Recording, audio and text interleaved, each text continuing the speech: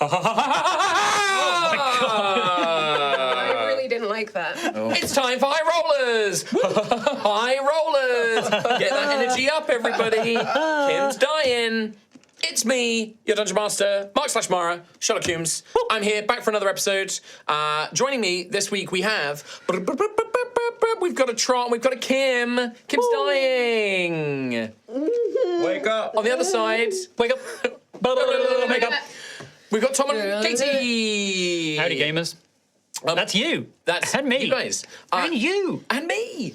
No Rhiannon this week, unfortunately. I think, we've done a lot. We are dying. Yeah. So Rhiannon's having a little wee rest. R.I.P. A rest. Yep. Rhiannon. Recuperation. Recouping. Yeah. Rejuvenate. Restart. What a name. Can you call me Ree? No. Oh.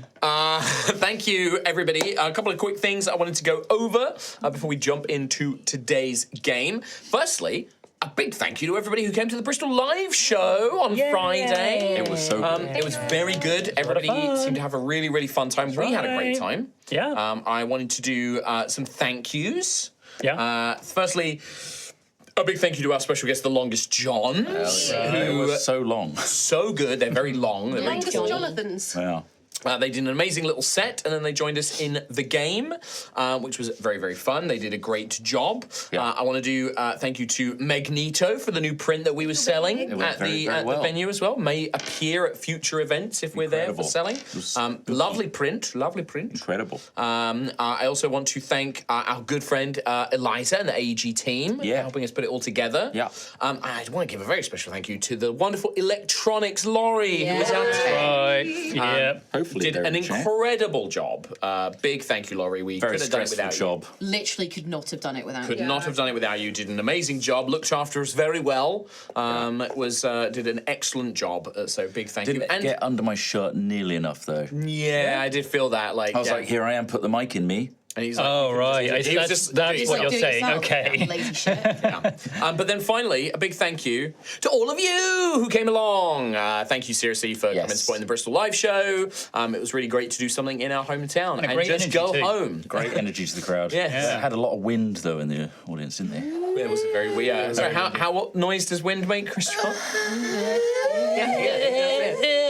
It was quite sexy. Yeah. That's an in-joke. If you missed the live show, It's an in-joke. it's a little funny joke. Sucks to be you. Making fun of me, as is always the case. But thank you very much, everyone, for coming and supporting the live show. It was great to do. Hopefully, there will be more like it in the future. That's right.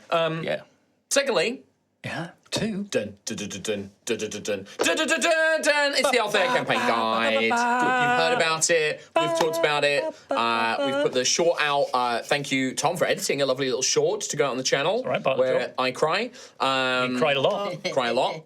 People seem to Cry-tage. really like it. So yes, this isn't empty. This is empty, by the way. Look, it's completely Oh, my God. fake. Glorified milk. And that's what we're selling. No. So this is just a demo copy. The Kickstarter is starting in Q1 of next year, 2026, which means that the books will take a little bit longer to come out, but the Kickstarter is going to happen then. We are over 2,600 signups on the notifications. Which is awesome. So a bunch of people have already signed up to get notifications That's right. on the page, which is amazing. Thank you for doing that.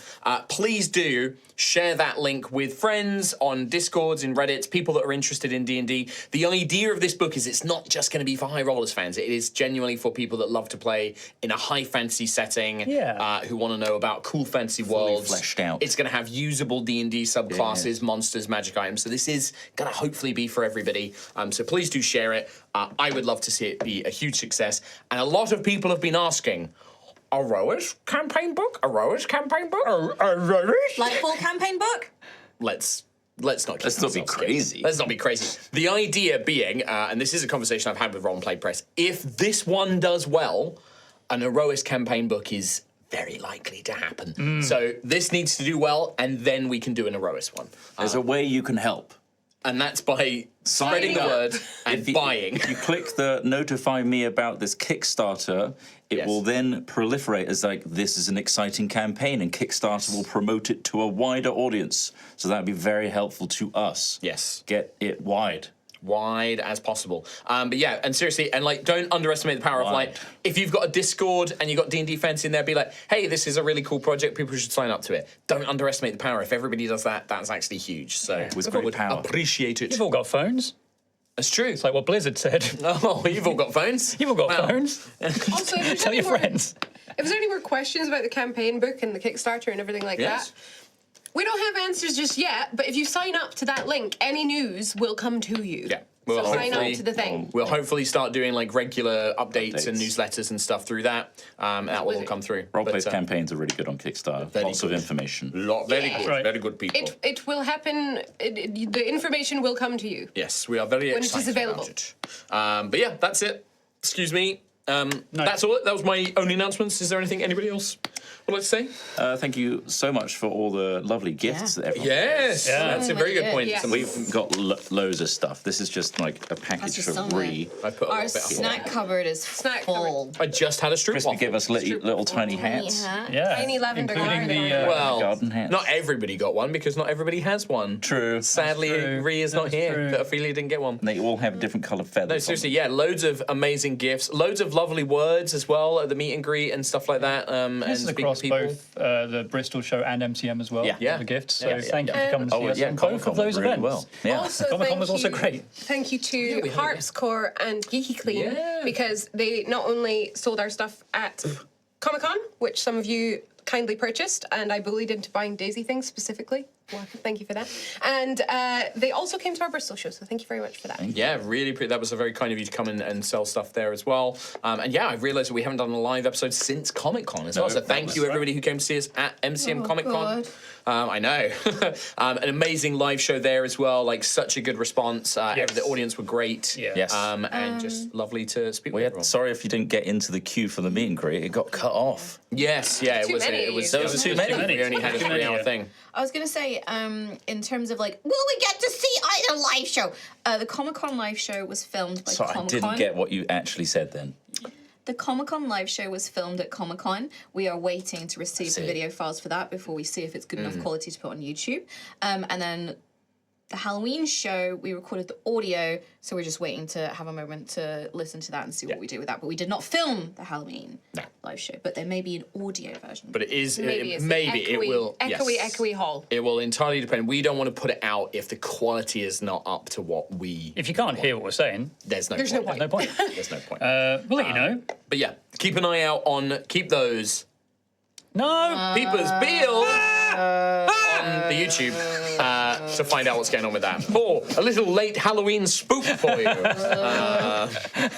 But with that, that is, I think, everything announcement-wise and thank-you-wise.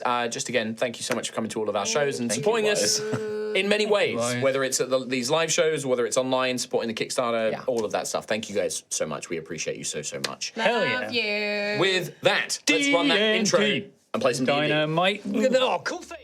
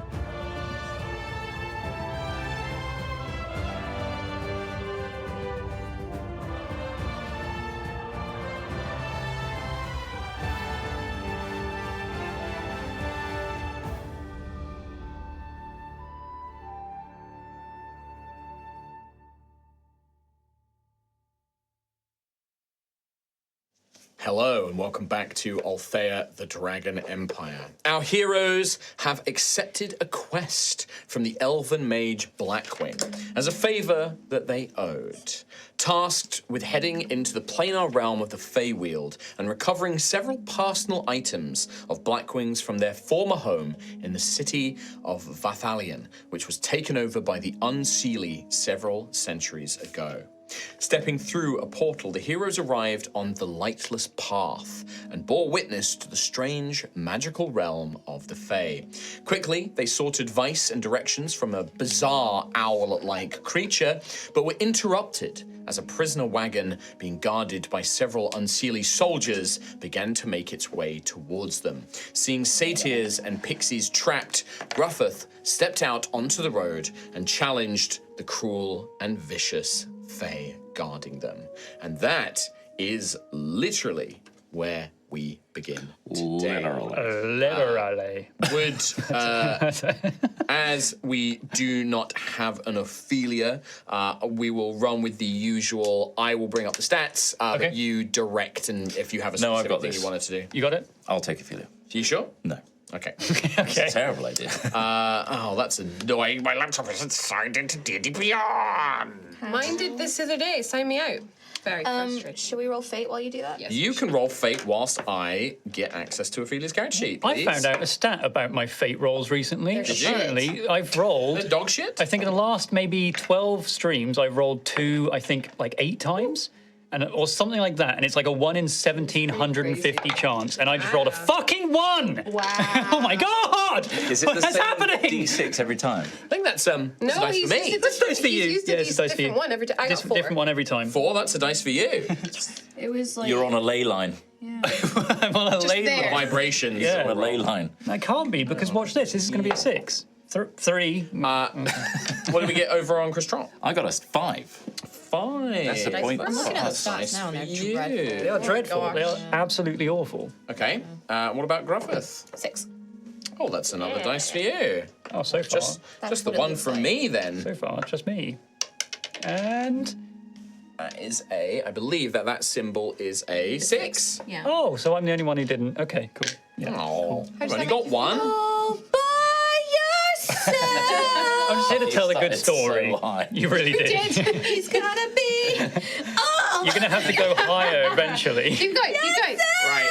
To cut this short. Everyone's Can cast I because just blew before out. I before I re-describe the current situation? Could I have an initiative roll from it? Yes. Oh yeah, that please? too. What? No. I have pre-rolled most of mine. I'm just going to roll. Natural for 20. Seems very Wasted. fitting. Natural 2. Natural 3. 21. All right, 21 total for Gruff, Gruff. we'll see you in a minute. Daisy, 18. 18 for Daisy. Xanthias, 3. 3. Rowan, 3 as well, but I got +0, so you go first. Plus Okay. 1. Yeah. Although I was gonna, I did say that I was gonna attack before the. Whilst Gruff Parhelion, was on that's the road. right. right? Okay, I think the episode ended with you drawing Episode ended. Parhelion. I drew my weapon before initiative started. okay. You drew your weapon or threw your weapon? Drew my weapon. She doesn't know how to use a bow. That's Just fine. threw the bow at them. So you didn't fire a shot yet. No, I asked to, and you said. Oh, I see. Okay.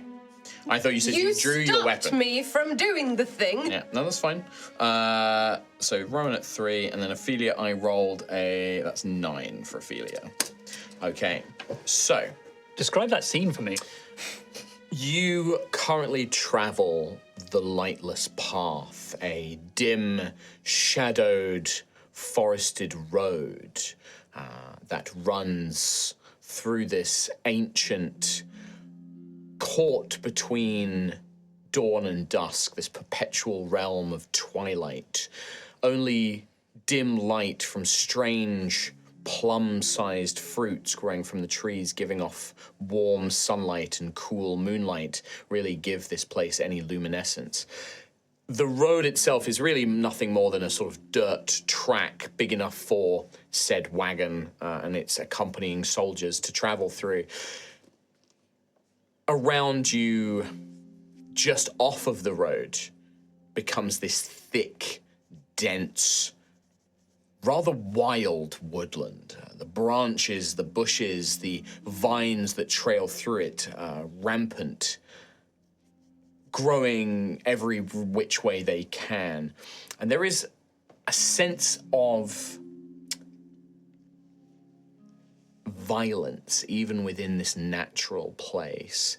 The plants that you see have vicious thorns. Many of the plants have spines and spikes. There is but they don't look like they should have those things. Many of the plants here look beautiful, but they seem almost changed. On the path traveling towards you is a large prisoner wagon, barred and gated, carrying 4 gagged and bound satyr within it. The wagon, the large prison wagon, is being pulled by a warg, a huge wolf-like fey creature, and surrounding it are 13 unseelie. Most of them look soldiers wearing half-plate armor with weapons and shields and things like that. There are a couple that stand out. One at the very front with a large, quite vicious but beautiful greatsword, who is the one who has addressed Gruff directly. But near towards the rear, there is a much larger armored figure, as well as a mage wearing sort of armored robes. All of these unseelie have this bizarre combination of elven-like body, quite tall and lithe, and a strange sort of beauty and angularness to their features. But then they have sort of goblin-like traits. Their ears are much more goblin-like. They have yellow goblin-like eyes, goblin sort of skin patterns across their grey, almost ranging between grey and dark purple flesh. Their armor is all beautifully made but serrated with spikes and hooks upon which they hang trophies such as ears or tongues and things like that, and they are making their way, and they've stopped with Gruff standing quite resolutely in the middle of the road, sort of axe and shield now in hand, with this new axe that you've been training with, as you stand before them all. And it's at this point that Daisy, we will have Daisy take a round, so you have advantage. Thanks to the case here. And that means sneak attack. Yeah. So for those, we do have a battle map. We currently have on the, what I will call the sort of top side of the forest. We have a sort of top and bottom and then the road going in between. Got it. Okay. Rowan, Xanthius, Ophelia, and Daisy are all on the top side, hidden behind trees and foliage. Gruff has moved out into the middle, and then the plethora of soldiers are all sort of stationed in between. A row of boys. Yeah. With a wagon in the middle. Stinky boys. So you are going to have some line of sight because of the tree line, Daisy. So who would you like to shoot at here? Where's the big lad? The biggest lad is currently blocked by trees. You haven't seen him. You wouldn't have had line of sight. Also behind line of sight. So you have most of these common soldiers. This captain, I'd say, you can see quite clearly. Any of these kind of front soldiers are currently open targets. Captain, please. Okay. I got 29 to hit. 29 to hit the captain. Let me just check. There is a lot of figures here, and they all have different abilities. So do give me a moment. Yep, that will strike. This is the one right in front of Gruff, right? Yeah, dead center. Was this a guy calling you stupid for talking in Goblin? I don't know, I don't listen to pathetic creatures like that. 24 points of You damage. just answered me. 24 points I'm feeling of charitable today. damage. And you were using Parhelion, the bow. Yes. So the first time you've used this, you bring out this golden arched short bow, this beautiful sort of engraving of these hounds and this large handguard with a glowing dim crystal. And you don't have any sort of, it doesn't have a bowstring, but as soon as you sort of put your hand to it, a glowing line, a glowing string of energy forms, and you pull back as this arrow of light. Would you like to do radiant damage or normal piercing damage? with this Radiant, weapon? please. So this radiant arrow fires out from the tree line. Whoa. It does alert people that there is now a presence in that tree line, Yeah. as the arrow thuds in. I will use the rest of my action to move and take the hide Okay. action, please. Yep. So that will help you, but it does mean that they know that there are creatures in that We space. did say that we spread out beforehand, Yep. though. So you have spread out, like I've spread out. It's just Ophelia was next to you to keep you all hidden, basically. So you could dash over this way, or where would you like to go movement-wise? Because otherwise you're going to be moving towards the rest of the team. Can I go towards the rock rocks. This rock there. here. So if they move into the tree line, you won't be necessarily hidden. You Or ideally want to the be. tree behind it. Which so That, just 5, further. so 5, 10, 15, 20, 25, 30. Or 30 would that put you tree about is here. fine. The tree is fine. This one? Tree's fine. Okay. And towards the backline. Yep, and that'll be a new stealth roll as you move. You do have the pass without a trace currently. Oh yeah. Quote. Oh, yeah, 32. Stop trying to make poor thing. Okay, 32 stealth for Daisy. The arrow flies out, thuds into this armored captain who's been sort of addressing you, Gruff, as you see this brilliant arrow of light thuds into him. With a practiced tactician of a soldier, you see the soldiers around him immediately raise shields. Under attack, fall into formation! As they immediately fall in. It's the rebels! As they immediately believe that this is some sort of coordinated attack, and they are now in basically ready to go mode. This is a coordinated attack. The captain literally almost goes to break the arrow, but there's nothing there, and just forms up into a defensive posture, keeping one eye sort of on Gruff, but glancing in the direction the arrow came from. So that would be move, bonus action for you, Daisy. Okay, perfect. So we jump into the full proper initiative here, and that is going to begin with Gruff. So Gruff almost kind of half sighing, and this is very much for the look of it than an actual practical application. He's going to unhitch his axe and start wielding it, bring his shield up in front of him, roll his shoulders. As he does, the armor of oak and thorns bursts over him. Beautiful green energy, which in this place, Gruff, as you call on the armor of oak and thorns, the armor, because we've always imagined it's almost like the Green Knight, isn't it? It's very knightly armor, but it has like branches and little elements there. The armor is a lot more wild than you would normally have it. The pauldrons almost curl out like gnarled branches. The vambraces have long, needle-like spikes on the vambraces that you conjure. The gauntlets almost resembling claws more than gauntlets. It's a lot more wild and quite aggressive as you call on this magic here. And there's even probably little multicolored little insects and butterflies that almost surround parts of it, like the pauldrons and the helm. Bright, coloured, whimsical things that dance and flit and move around. Almost the sound of music can be heard as well. But yeah, it is not any stronger, but it has a much more prominent visual effect here. Amazing. Gruff is so cool.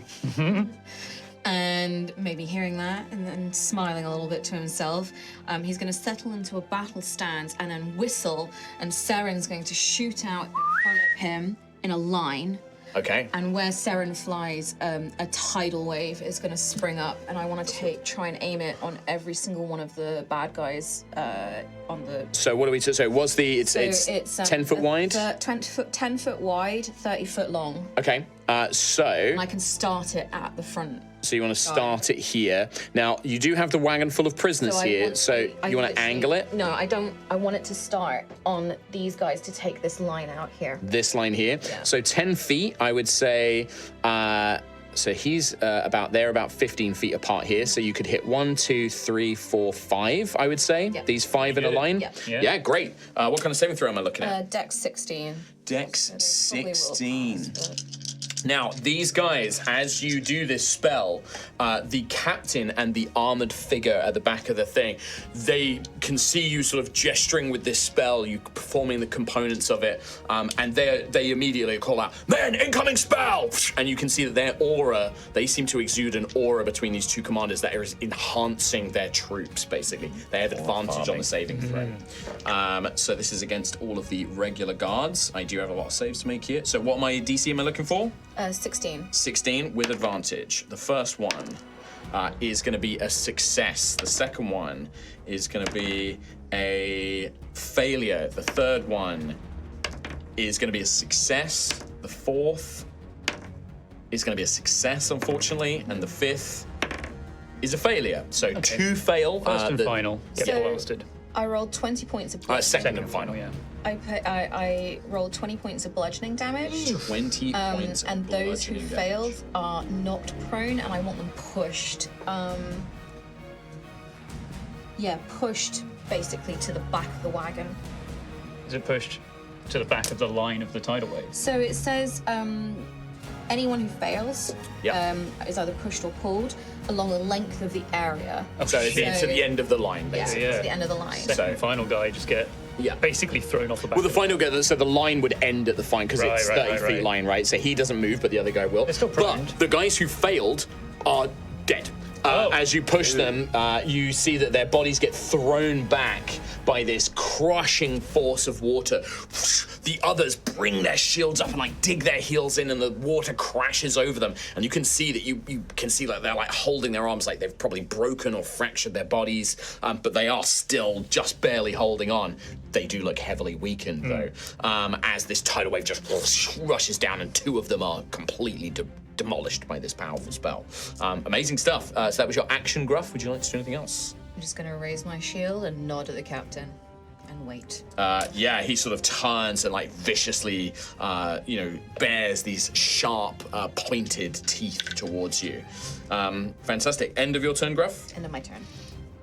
Okay. The guards, the regular soldiers, not their commanders, are gold going ones? to activate. Huh? These are gold one on the map. These are basically everybody but this guy with a two-handed weapon, this large lad, and then at the back, the robed mage. Everybody else is one of these regular guards. 6, 7, 8 guards. So I think that several of them are going to fall into a defensive formation. I think like maybe 3 of them are going to form up around the wagon, and they are basically going to take the dodge action by bringing up their shields and protecting themselves. That's their action. They will also, those 3 are going to make perception checks scanning this tree line for Oh, attackers. I cannot remember what my stealth result was. Do you have those? I do have those, Okay. yeah. I'm looking. I need at least an 18 because I think Percy and Rowan. It was quite middling for Percy and Rowan. It was 18, 19. That was me. There you go. Yeah. So those 3. You were way higher, I think. The other 2 are like scanning their line, like we cannot see them, commanders. But the final one will point in the direction of Xanthias and Rowan and be like, movement, tree line, 40 faces, and like we'll point in that direction. 40 faces. Oh my god, 40. They can see all 40 of my faces. God damn. I thought I 2 of hit them most are going to rush you, Gruff, as they can see that you are an immediate threat. The others are going to move into the tree line. 5, 10, 20, 25, 30. And now that you do not have cover and any way to hide from them, they spot 10, 15, 20, 25. They spot you, the 3, Rowan, Xanthias, and Ophelia. As they move into combat with you. This one does not know that Daisy's there, so 5, 10, 15, 20, 25, 30. This one is just going to move up here and will take the dodge action as well, kind of preparing himself. So 2 of them are going to make attacks against Gruff. Again, because of the combat tactics here by their commanders, they have advantage on this attack. That is going to be 18. Does Gruff. not hit. Does not hit with your new armor. The next one, I think that is going to be hit. That is a 23. That will hit, yeah. That will hit. So one manages to get a strike through. My AC is currently 20 because I got +2 from The Armor of Oak and Thorn. as well. Perfect. That's Damn. working great. That is a nasty hit, though. Oh, no, those are D12s. My apologies. I will re-roll that. I was using my dagger heart dice. I forgot that they were D12s. Oh, it's still not great. That is going to be 15 points of slashing damage as it brings this nasty axe, kind of digs into the Armor of Oak and Thorn, sapping away some of that supernatural strength and cutting maybe a little bit into your body. But the other one misses, and you managed to deflect it with your shield. So just for a point of admin, I took the amulet of healing. Health, yep. Of health from the ship loot. Yeah. So I have that. The bracelet of health, sorry. So I currently have that equipped. And also that just took my 6 HP from Armor of Oaken Thorns as well. Perfect. There is 2 more to make attacks. The ones that have moved into the tree line. Xanthias, one's going to try and attack you. The other is going to try and attack Ophelia. Good luck, idiot. Closest to. I say Idiot. out loud. They to them. have advantage on these attacks. That is an 19 to hit you, Xanthias. Unshieldable 19. Unshieldable 19. And against Ophelia, that is going to be a 14 is not going to hit Ophelia. Xanthias, that is going to be 13, 14, 15 points of slashing damage to you as well. Ow. As they kind of burst through. Mage! Kind of like, or Sorcerer. they do not seem to recognize the difference. Do I look like I learned all this? Do I look like I read? And then I think everybody else is basically taking the dodge action, so they have any attacks against them have disadvantage for that. And that is going to be the guards. Apologies, there is a lot going on in this fight. A lot of boys. Daisy, you are up next. Hello. Can I get a shot on the mage from here if I peek out? You can do, yeah. I'd say that you would expose yourself for the attack, but then obviously you can, can- move and bonus action hide. Yep. I will take a shot. Okay. Plus. When you Oh, do I have advantage because I'm hidden? So, you would normally have advantage. However, as you fire this arrow, you see that this mage is almost protected by this like invisible barrier of wind. And as a ranged attack is made against him, it has disadvantage. So it neutralizes. So it would neutralize the neutralise. advantage. So So it's it's- becoming a flat attack. 25. 25 will still hit though. Nobody is beside them, though, so I don't get my sneak attack? Cause it No, because it counted out the advantage, unfortunately. bums and So it's almost like the arrow, the sort of light arrow is almost buffeted away by this magical wind, but you've aimed it in a way that shoulder. manages to just catch them. Yeah. That's only 7 damage. That's 7 garbage. points of radiant damage. I would like to So you run basically would to. have taken like a 5-foot step, made the attack, and then I'd like to vanish off. move to the furthest away tree on the map, please. This, Corner. like on the Yes. corner, yep, so 5, 10, 15, 20, 25. Yeah, you can get basically right into the corner of the map over And here. hide, please. Yeah, give me a stealth check. 34. 34, okay. I have a plus 23 right now. Yeah, like you are with the pass without a trace. You are like a guerrilla My fighter, tactic blending is through the just- trees, firing, and then you move off. And you can see that they recognize that there is some threat here, but they're scanning the tree line, and you begin to hear them calling out like, "At least 6 of them, sir!" Like they almost think that they're being attacked from multiple fronts now. So they think that there's actually I am more of you dangerous than there are, humans. or at least more that in the tree line than there are. Pass back Perfect. concentration. It's not, is it? Once it's cast, it's cast. All right. It's not Yeah. concentration. Quote. Do a check. Quote, but sorry, move on. is quote concentration. Daisy, that would be the end of your turn, though, basically. Actually, no. No, It's it's- changed it. Oh, really? It is concentration. Is it? 2024 rules. So it's you radiate a concealing aura within a 30-foot emanation. Okay. So you are now out of the pass back. Yeah, so no one has. Still 24 though, so it's still very Yeah, high yeah, for yeah. stealth. Yeah. And I cast Tidal Wave, which is Not concentration. Not concentration, but I But should you did do take an attack, so Constitution saving throw. 17 plus. That you'll be fine. Yeah. So it is still up, but it's a 30-foot aura Aura on around me. you. They nerfed pass without a they trace. really- I mean, they kind of needed to. It was It was very good. nuts. But Yeah, but stealth is so fucking difficult as it is that. even 24. with- No, but I'm a rogue. Yeah, that's what I mean. You're doing it No, right. but I mean for like a group challenge, like we But if still you were got, all like, together- yeah, but we still got like a 19. That's where invisibility is great, because you can cast that and people can move off. most of the time we stick together with stealth anyway, so it does. Yeah, if you were like fine. moving through a town or something, or like an area. Anyway, so that was Daisy's go. You see the Satyr in the bars. They like can tell something's going on, and almost sensing that this is a moment, they're like, you can see them struggling, trying to free themselves. They're gagged, and they're like trying to wriggle free, but they are unable to free themselves. But they seem to sense that something is happening and are trying to bust out. We then go to the captain's turn, who is going to rush up against Gruff with his 2 buddies.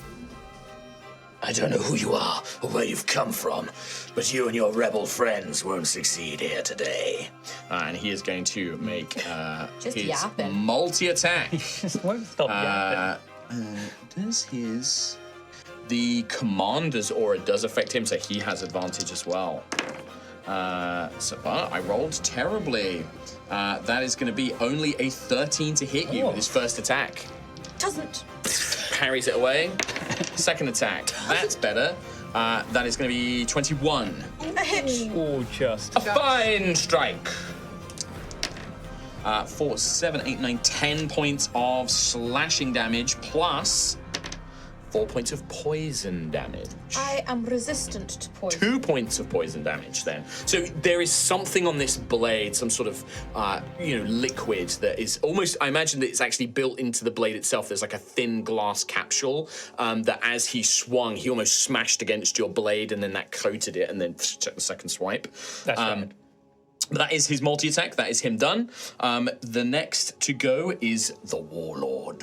That's you. Hey. Nope. Hi there. Oh, It's not you. Sit down. What is it? Is that your new nickname? the warlord. Warlord. He Not will war criminal. turn, Yet. and he will say... Well, Xanthius, the boy who's crowning. Yeah. He's crowning! It's crowning. You see this commander turns to the mage, who is, you can see now, has more of a female sort of look to the face. There's a slight difference to their body shape, and we'll just say, Altheya, get behind the wagon. Make sure that they do not free their kin. If anything, if we do not thin their numbers, and he points at the guard, kill them, and points to the satyrs in it. But he is going to advance up. I will deal with them. 5, 10, 15, 20, 25, 30. It's going to move up 30 feet here. Here, for podcast listeners, is towards us. Yes, towards Xanthius and crew, and he is going to sheathe his sword. Gonna go fists. And he will draw out from his back Damn it. a nasty-looking longbow. And he can. You will have cover against this, so you'll get a +2 to AC. Okay. Xanthius, but he can see you and Rowan, I think. But you're both going to get cover from this. Nice. But he's going to take a shot with his longbow. All right. He +2. doesn't give himself advantage though, so. I will do that, but that is still going to be 24 to hit Rowan. Oh, good. Yeah. And then 20 to hit Xanthius. I will cast shield. Because my AC would be 16, and I can So plus go one. to, yep. So I will shield that one. You'll shield that one, so mark off a shield, but the attack misses. So Rowan, you're going to take 10 points of piercing damage, and your speed is decreased by 10 feet until the end of his next turn. As he slows you with the arrow, like, kind of goes through your thigh. I shield mine, and mine ricochets into My Rowan. apologies. He gets 3 shots. He will take another shot. I will randomly determine 1, 2, 3, 4, 5, 6. 1, 2, 3. He'll shoot at Xanthius. But the Still got my shield's shield, up. Yeah, 21 exactly. to beat. 21 Me, to I beat. suppose. 22. 16. Yeah. Cool. Cool. That is going to be 9, so 13 points of piercing damage, and your speed is also reduced by 10 feet. Got it. That is the commander's turn. We then go to, oh my god, there's so many low initiatives here. Ophelia's turn. What would you like Ophelia to do? She does have somebody in front of her. You can rage. She will rage, absolutely. I think she'd like a taste of some Feyweald in blood. Yeah. Yeah. So she want to do her to drain with veracity? Yeah. Yeah. Okay. Up close and personal. All right, I will use 1 rage, and she has her 2 attacks. Would you like to roll these, or would you like me? I would like Trot to roll one of them, Okay, roll a d20 from and then we'll determine how good he is at this roll. Check this out. +7. 4. I'd like someone else to roll the next So one as well. 11. So she goes to strike, but this guard is a trained guard and parries the blow to the strike. It's okay. That's a train guard. Would you like me to roll it? No, watch this. Are you going to roll? Okay. 15 plus? 22 is a strike, is a hit. Can you roll a d8 for me, please? Yeah. 7. Plus another 7 is 14, and she will gain a blood Point. point. A Bloint. And this was a regular schmegular guard. So that was 14 points of damage. Is enough as you watch as she strikes through him as he is and then just all of the blood. drained and falls to the ground. As she strikes, that was her first attack. She still has movement and a second attack. She's done 2 attacks. Oh yes, she has. Yes, she missed on the first one. Thank you. She'd probably stay where she What's is. her just now, bonus I action? Can She raged, bonus action. Oh, yes. She probably could move. You do have the commander and this other guy here, and Gruff is currently outnumbered. She could support Gruff, actually. What would you like her to do? Doesn't she have an ability when she rages she can like charge forward, or is that She was- can move, but she had a guy right in that front was of her. something else? No, she can move when she rages, but she had a guy right in front of I her. think So support Gruff with Move the up here? In there. Yeah. Get in the mix. she will move up here to support Gruff. Yeah, bubble all in. All right, perfect. Stop talking, Tom. Stop. Yeah. Words cease. They weren't words. I cast cease on thee. Silence. Let me just check. just cease and desist. Ophelia has now gone. So it falls to the mage and the warg. The mage will. What was that? Wig. Doesn't like that there's somebody is sniping, so we'll actually come here and duck behind this wagon, blocking line of sight. And will will peek out using their army arcana, which allows them to basically exclude their allies from AoEs. We'll sort of take a peek out and then move back. And What's that? That's a big circle you got there. yeah, Big circle. big circle, but I don't think it's Maybe gonna. miss. It misses. It can Yeah, hit misses. Ophelia and Gruff, but I can't catch all of you guys in it. If I put it on Ophelia, it does catch Xanthias. Oh. 1, 2, Xanthias. 3, 4, 5, which and she can ignore her allies as well. To 6. So yeah, she's gonna target Ophelia as a bead, but it is not fire. She's going to change it into. Oh. Let's do. Lightning. Oh. She fires a lightning ball out from her hands. I need Gruff, Ophelia, and Xanthias to make dexterity saving throws. Dexterity saving throw. is what Ophelia you will just said, have but danger sense, so she'll gain advantage on this. Ophelia is going to take half damage. That was 12. A filthy 20. A filthy 20. We do have fate. Oops. I have a dirty 13. A dirty 13 is not enough. That is going to be a failure, I'm afraid. Shit. Gruff and Ophelia both succeed, so you're going to take half damage from this lightning ball. Oh, awful damage, though. 11. Oh no. Oh, that's better. Oh. 24 points of lightning damage, so 12 to Ophelia and Gruff. 69. Nice. This boy's does not that doing mean? great. Sex number. Weed number. Never done On it. this show. Why does Ophelia not have all of her hit points? Because of the live show. Live show, I will heal her up to full. We were on full before. Yeah. That's a big hit right there. Yeah, Xanthias is not doing I fantastic. wish it was fire. You did you heal after the live show? Yeah.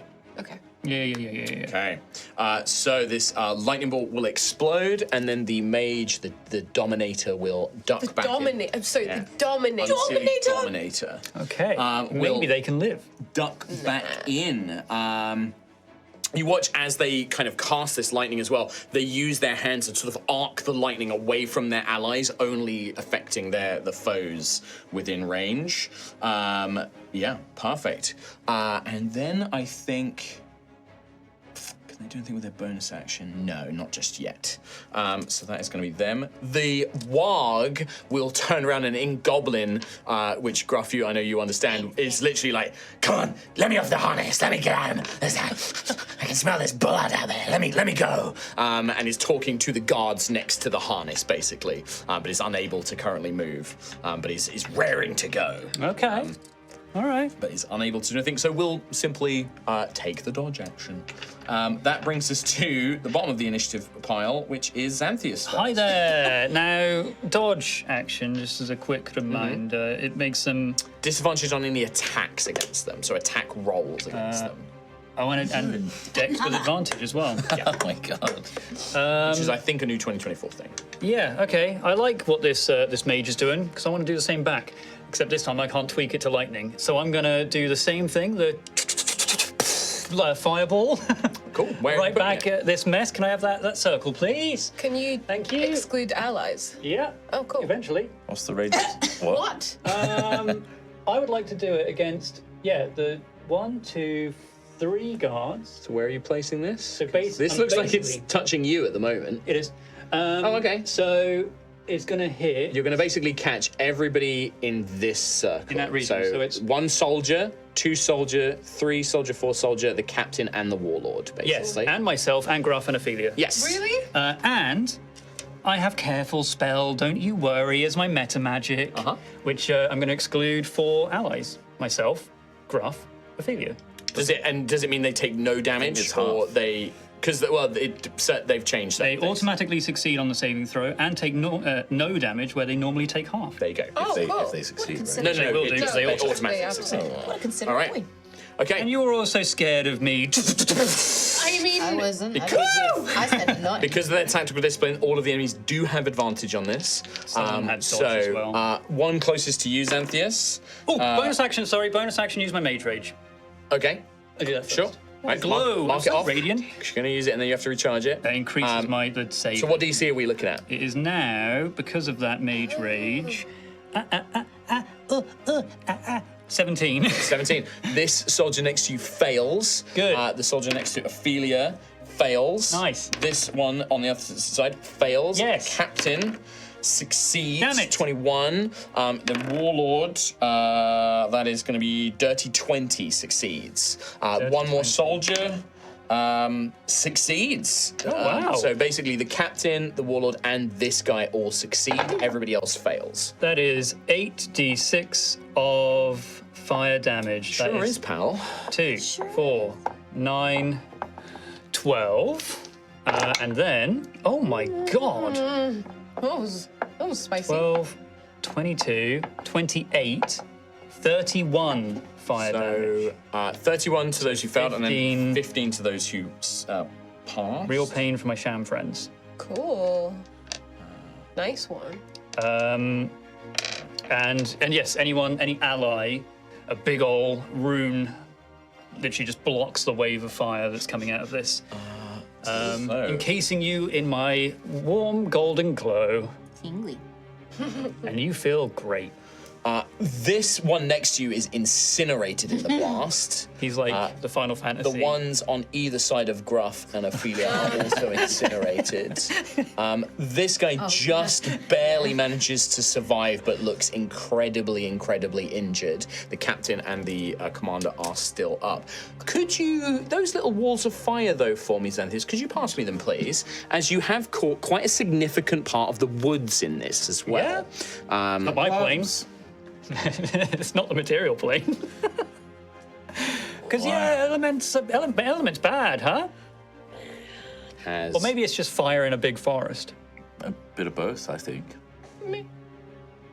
As the trees and the foliage and the scrubland all around you immediately ignites and is caught on fire. And it's quite a significant explosion as well. Can you pass me one more? Because I think this tree. Oh yeah, that tree was in as well. Yeah.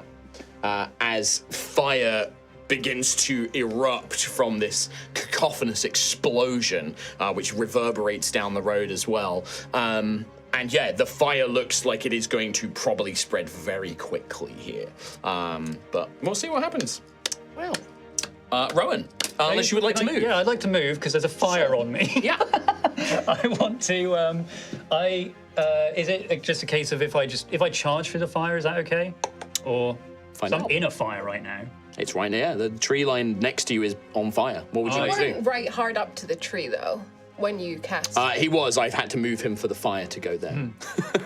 He is within burn. Because also, this is one tree. Imagine that this is like this is all thick tree line, basically, right? But these are just the main ones providing cover for the tactical battle map. So there's like scrubland and bushes and everything all around. Since I use careful spell to protect myself from the fireball itself, can I use that to just charge ahead of the? I want to basically run up the battle map towards, I guess, what would be the back line. Towards where Daisy ran to. So my movement's only 10 feet less, actually. I've only got 20 feet. You've only got 20 feet. 5, 10, 15, 20. So I can get behind that big tree, which is the opposite side of the warlord. This one? Yeah. 5, Which is just 10, at the 15. tip of the fire. So, with 20 feet, you can only get about here. Yeah. And this is all on fire. This tree is burning, This tree is burning. This is all flamey. Where can now. in that case, where can I go that's not on fire? With 20 feet of movement, unless you run out into the road, nowhere. This is all on fire. I'll run into the road then. I don't want to be in fire. So to do that, I you think would it's go. pretty brave of me to If say. you want to avoid the warlord, you would go 5, 10, 15, 20. Do you go that way? You could go up this way I'll if you just stand prefer. behind Gruff. Sure. Yep, you can go 5, 10, 15, 20. Yeah, so you can get literally behind Gruff. Gruff, here. I But you are fucked now out in the open. Gruff, hey, look around. I'm a bit busy, boyo. Yeah. Your turn. Rowan is going to stumble out into the road, 25 feet Yeah, 'cause directly again- to the left. Yeah, so with the difficult terrain of moving through this woods, you'll basically get about here, but you are out of the flaming woods, basically. Rowan is going to he's going to do something unorthodox here. Okay, I love it. He's going to speak to Xanthias and Gruff ahead of him. Maybe don't touch the ground where I'm putting my hand. And he's going to put his hand on the floor and do a glyph of warding. And he's going to place within it the explosive rune. I'm going to check glyph of warning. Can you cast it as an action? Because sometimes I think it an action, yeah. It is an action. Okay, because I think it's a ritual. You might be able to also do it as a ritual. But yeah, okay. So you're going to cast it as an action. I don't think it's an action. Where are you placing this glyph? It's a 1 hour cast. Yeah. Oh, if it's 1H. Yeah. 1H, 1 hour. Yeah, that's shit. Well, it's defensive. does- It's like to place a trap on like a door or like something like that. To be fair, it doesn't lasts- look like 1A on D&D Beyond. Yeah.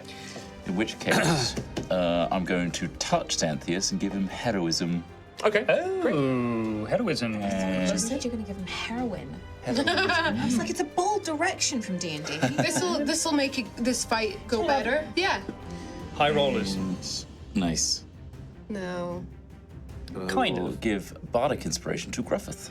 Okay. So heroism for Xanthias, which I think is temporary hit points at the start of his 3 turn. temp HP, concentration minute. And you and get that you're immune to being every frightened. turn. Rowan's turn, you get 3 temporary hit points. Including this one.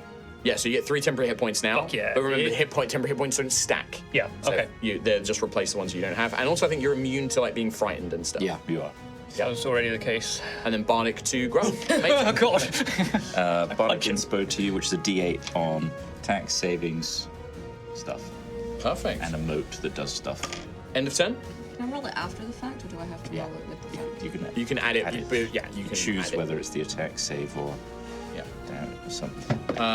End of turn, Rowan. End of turn, Rowan. Okay, we come back up to Gruff. Hello. I'm going to straight up. I don't need to shillelagh anymore. No. Okay. Your axe has already got like your wisdom factor. Oh, in it. yeah. I attack. Natural 20. Perfect. Against the captain, I'm assuming. Perfect. So work out the damage. So So it'd be max damage. A million. So I also have Primal Strike. Oh, great. So I add 1d8 of He's taking his shoes off. damage. So I rolled 7 plus 4 on the axe damage. Plus the max of the, so whatever the max would be for the axe. So is it a D10 because we're using the D10 shillelagh? plus 4. So 14. 14 plus Plus- the dice number. 7 is 21. 21 for the axe. Plus 4 more for the... No, 'cause you don't add the modifier so twice. Whatever that 21. was. Plus 5 for the d8 of fire. 26. Well, then And primal the strike, you get D8. another 8 because it's a Another D8, 8. right? So 26, 34 points of Nice. damage. So with this primal strike, So good. we kind of see like you lift the axe as the axe head catches flame. This green fire engulfs the blade of the axe. As you bring it down, he goes to block it as your axe cleaves through the steel, snapping the sword, buries into his head and cleaves through to his chest, ripping this captain down as he already injured, but this takes him out as his body is thrown to the ground. That is just your first attack, Gruff. You still have movement and an action left. Can I get up to the mage with 35 foot of movement? 35 feet. Quite far. 5, 10, 15, 20, 25, 30, 35. Okay. You will not. You could engage the warlord or you can start moving in that direction. I think Warlord. Okay. And I will extra attack. Yeah, go for it. There is a normal soldier next to him if you want to thin numbers as well. The normal soldier's almost dead. Yes, he is very close to death. You could take Warlord one hit, hasn't taken... He's taken taken a a little tiny bit of that fireball damage. Tight. but you could take out that minion and he duty. What's it? They do hit quite hard and they have advantage as long as their commanders are around, so I'll go for the minion. yeah, might be prudent. 16 plus 8 to hit. So yeah, with that +8, so 24. Yes, that will hit. So 7, 8, 11 points of axe damage. I am gonna one thing. That guard had taken a dodge action. Can you roll that with disadvantage, please? 15. Total No, plus 8, so 23 is still a hit. Nice. They actually have high AC, which is why I'm being pedantic about it. So yeah, give me the 11 damage. points axe damage, 2 points fire. You come up and swipe, and again, this soldier is taken out. What a hell of a turn. As you just charge through, bam, and then you just launch forward. Damn, good thing I have heroism. God damn. Damn. Can I see the satyr in the wagon? Yeah? And do they look injured?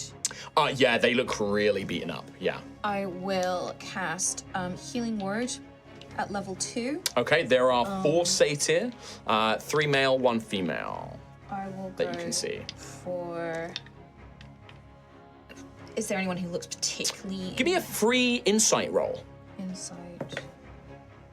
15, 16, 17, 18, 19. Yeah, like you glance around and you can see that 3 of them are looking towards one of the males. He's got like an eye patch, like a very rough, it's almost like just a strip of leather over one eye, covered in scars. He looks like he's taken the brunt of any punishment and torture. But he's like you can see him like bulging his muscles trying to snap these bonds, and he catches your eye, and you see a fierceness that like you recognize as maybe being like a leader or a fighter. I will cast Healing Word. I've changed mine at level 3 for him. Okay. So, and I just re-rolled one that was a 1, but I rolled a 1 again. Okay. So that is 4, 8, 9, 10, 11, 12, 13, 14, 15, 16, 17, 18, 19, 20 points of healing. Okay, he is no longer bloodied, and because you've healed him to a point, I was giving them disadvantage on all their checks to break free because they're like so weakened.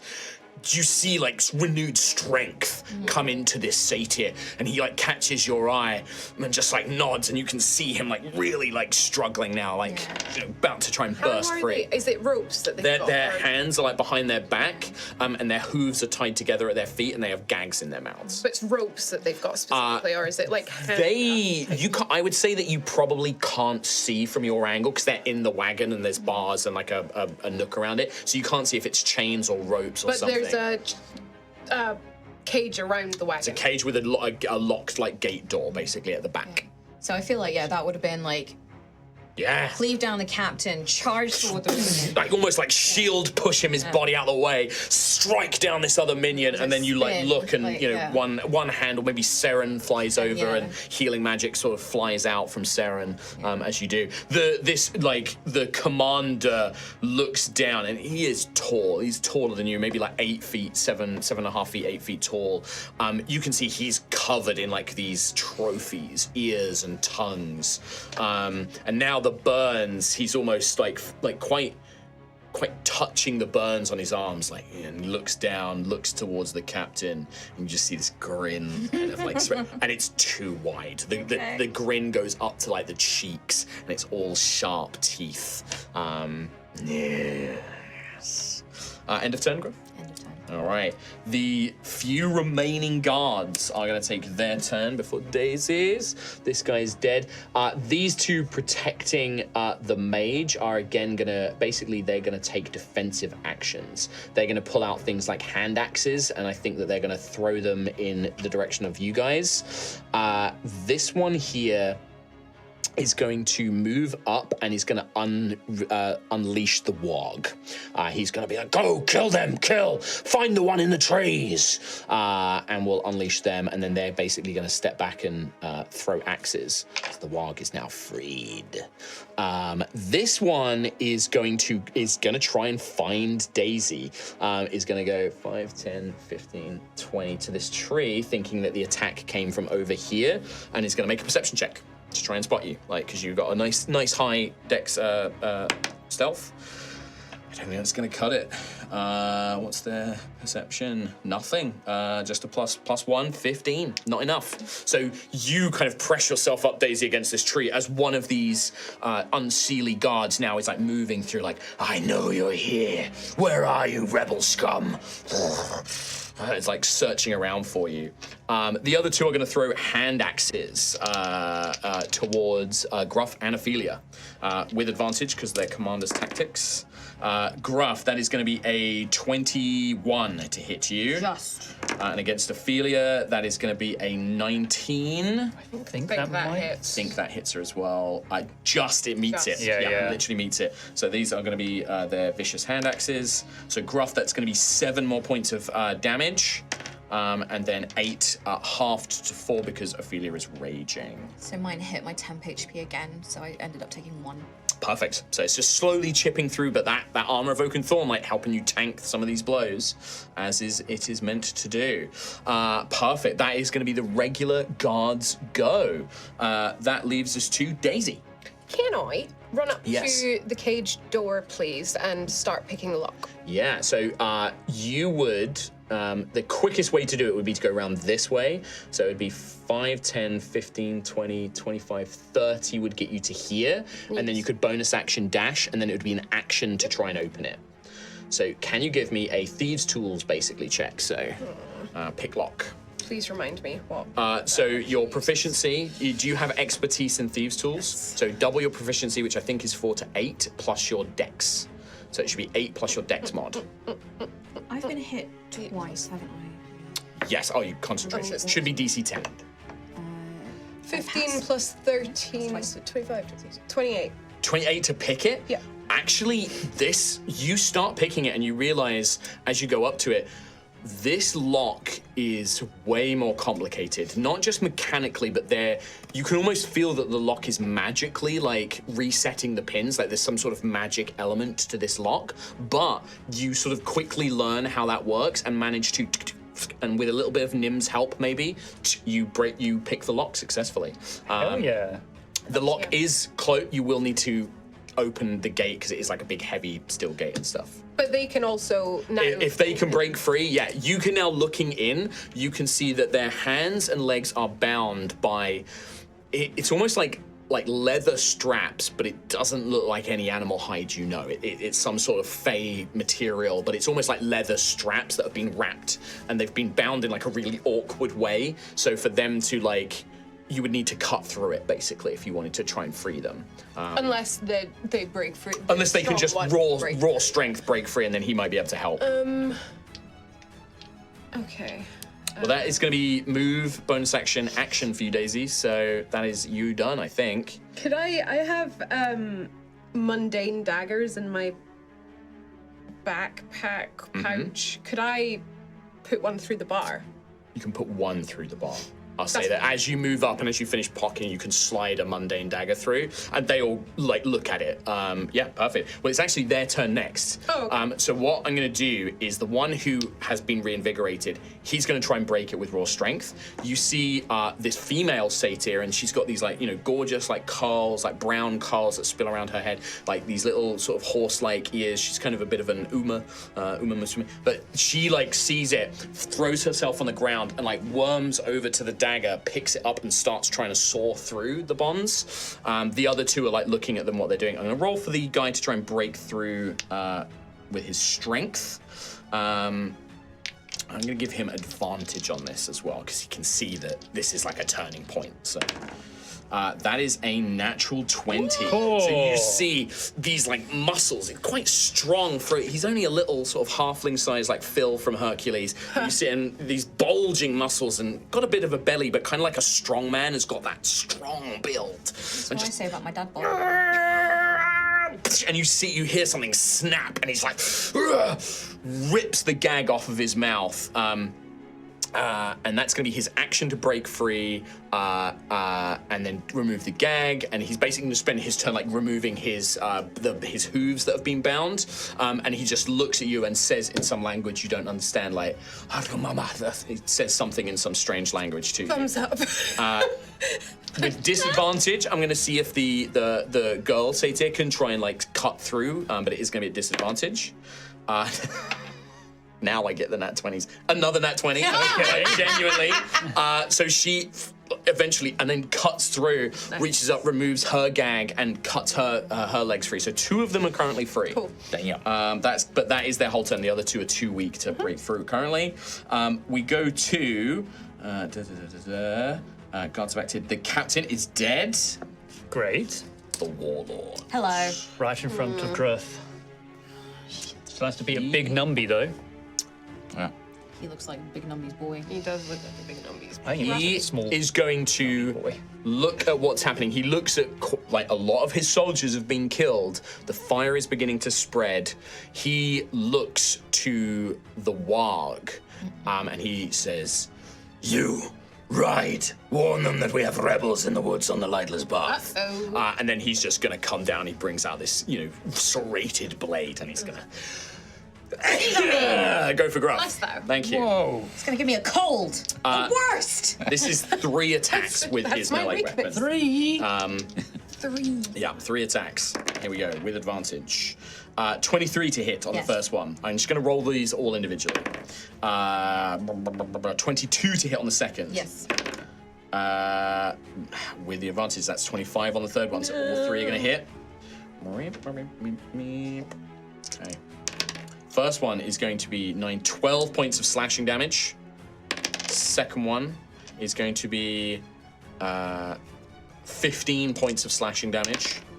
And then the last one is going to, that's a terrible roll, that's only 7 points of slashing damage. Just like rips into you, kind of taking these chips, your armor kind of breaking away, but your shield battering away in this now locked into a real duel of combat here. And all that training with Sir Griold comes flooding back in. You know, this creature is so much stronger than you. It has so much more experience than you. So you rely on that training, waiting for those moments like a patient fisherman, using the shield, deflect, an opening strike, taking those kind of beats to try and get in there.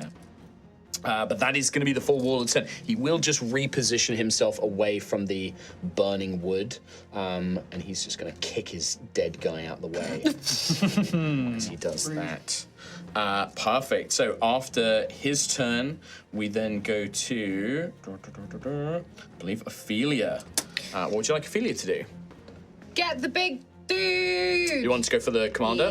Yeah. Oh, no, actually, warg. because if the She would warg's go. about She to likes go- wearing wolves' heads. Yeah. Sure. If I will if do whatever she's- you want me to. If she's heard him say go and warn, She Yeah, would you all definitely- heard him Warg. say that. She would Yeah. charge down that walk. Yeah. Language would you have said that in though? He would have said that in this Sylvan language that you don't understand, actually. So would have. Yeah. so we would don't- be- You see him point at the warg, say something like that sounds like I the think command. even before the command, Ophelia was eyeing up that walk. I mean, she does like to go for wolves, but is that too metagamey if we know? I know, you do what you want. I was thinking she was going to do that before that. I can only say that. Well, I'll tell you what, because the thing is if Ophelia moves up close enough, if she kills a warg, she can then start killing That's these normal true. dudes Yeah. as well, That's true. and get to the mage eventually. Yeah. So do you want to like It only move? makes sense that she, in her rage, goes through the entire mass of boys. And Yeah. She does. But it's tend also, go to for- get her blood points, she needs to strike new creatures with her attacks. If she strikes the same creature, she doesn't generate as many blood points. Yeah. So she goes for the warg. Regular attack here. Oh no, I'm gonna reckless. So she get advantage on all her attacks. She's Yeah. raging. Yeah. Yeah, that's 26 to hit. Right. With a D8 plus some points. a bloint. I'll spend Point. her blood point. This is going to be plus 7. Oh god. 15, 21 points of damage to the warg with the Nice, first strike. That nearly slays it, but it is just about still standing as she plunges Veracity into it like, Fey beast, hate Fey, and just starts stabbing into this thing. She'd probably bite it next. And then I'll go for a bite with her. That unfortunately is, it will hit. Nice. That's going to be I think Ree will be happy if we said she so a 19. drank the blood of a warg Yeah, while like on its absolutely. back. So, Baby girl, while you were resting, we had your girl. 12 points of damage with the bite. She like Nice. sinks her teeth Blood. into you and drains this thing of its blood. Great. You see this creature's just like, what are you? It's like barking her in Gruff. You hear in Goblin like, what are you doing? Oh God! Just like sinks her Didn't have teeth a chance into. to move. No. Oh my gosh. He got unlatched and then I didn't expect you to do it in one shot. That's Well, you great. get the sense that the commander seems like quite a tough sort of warrior, and the captain was quite tough. But most of these are just like the foot soldiers, right? They don't seem like these are up to necessarily the same standards as big heroes like you guys. But yeah, that was Ophelia's turn. call us a big hero 6. Both of her attacks, unfortunately. So that is going to be her turn complete. It's our new catchphrase. The Warg is dead. Great. So we go to the mage.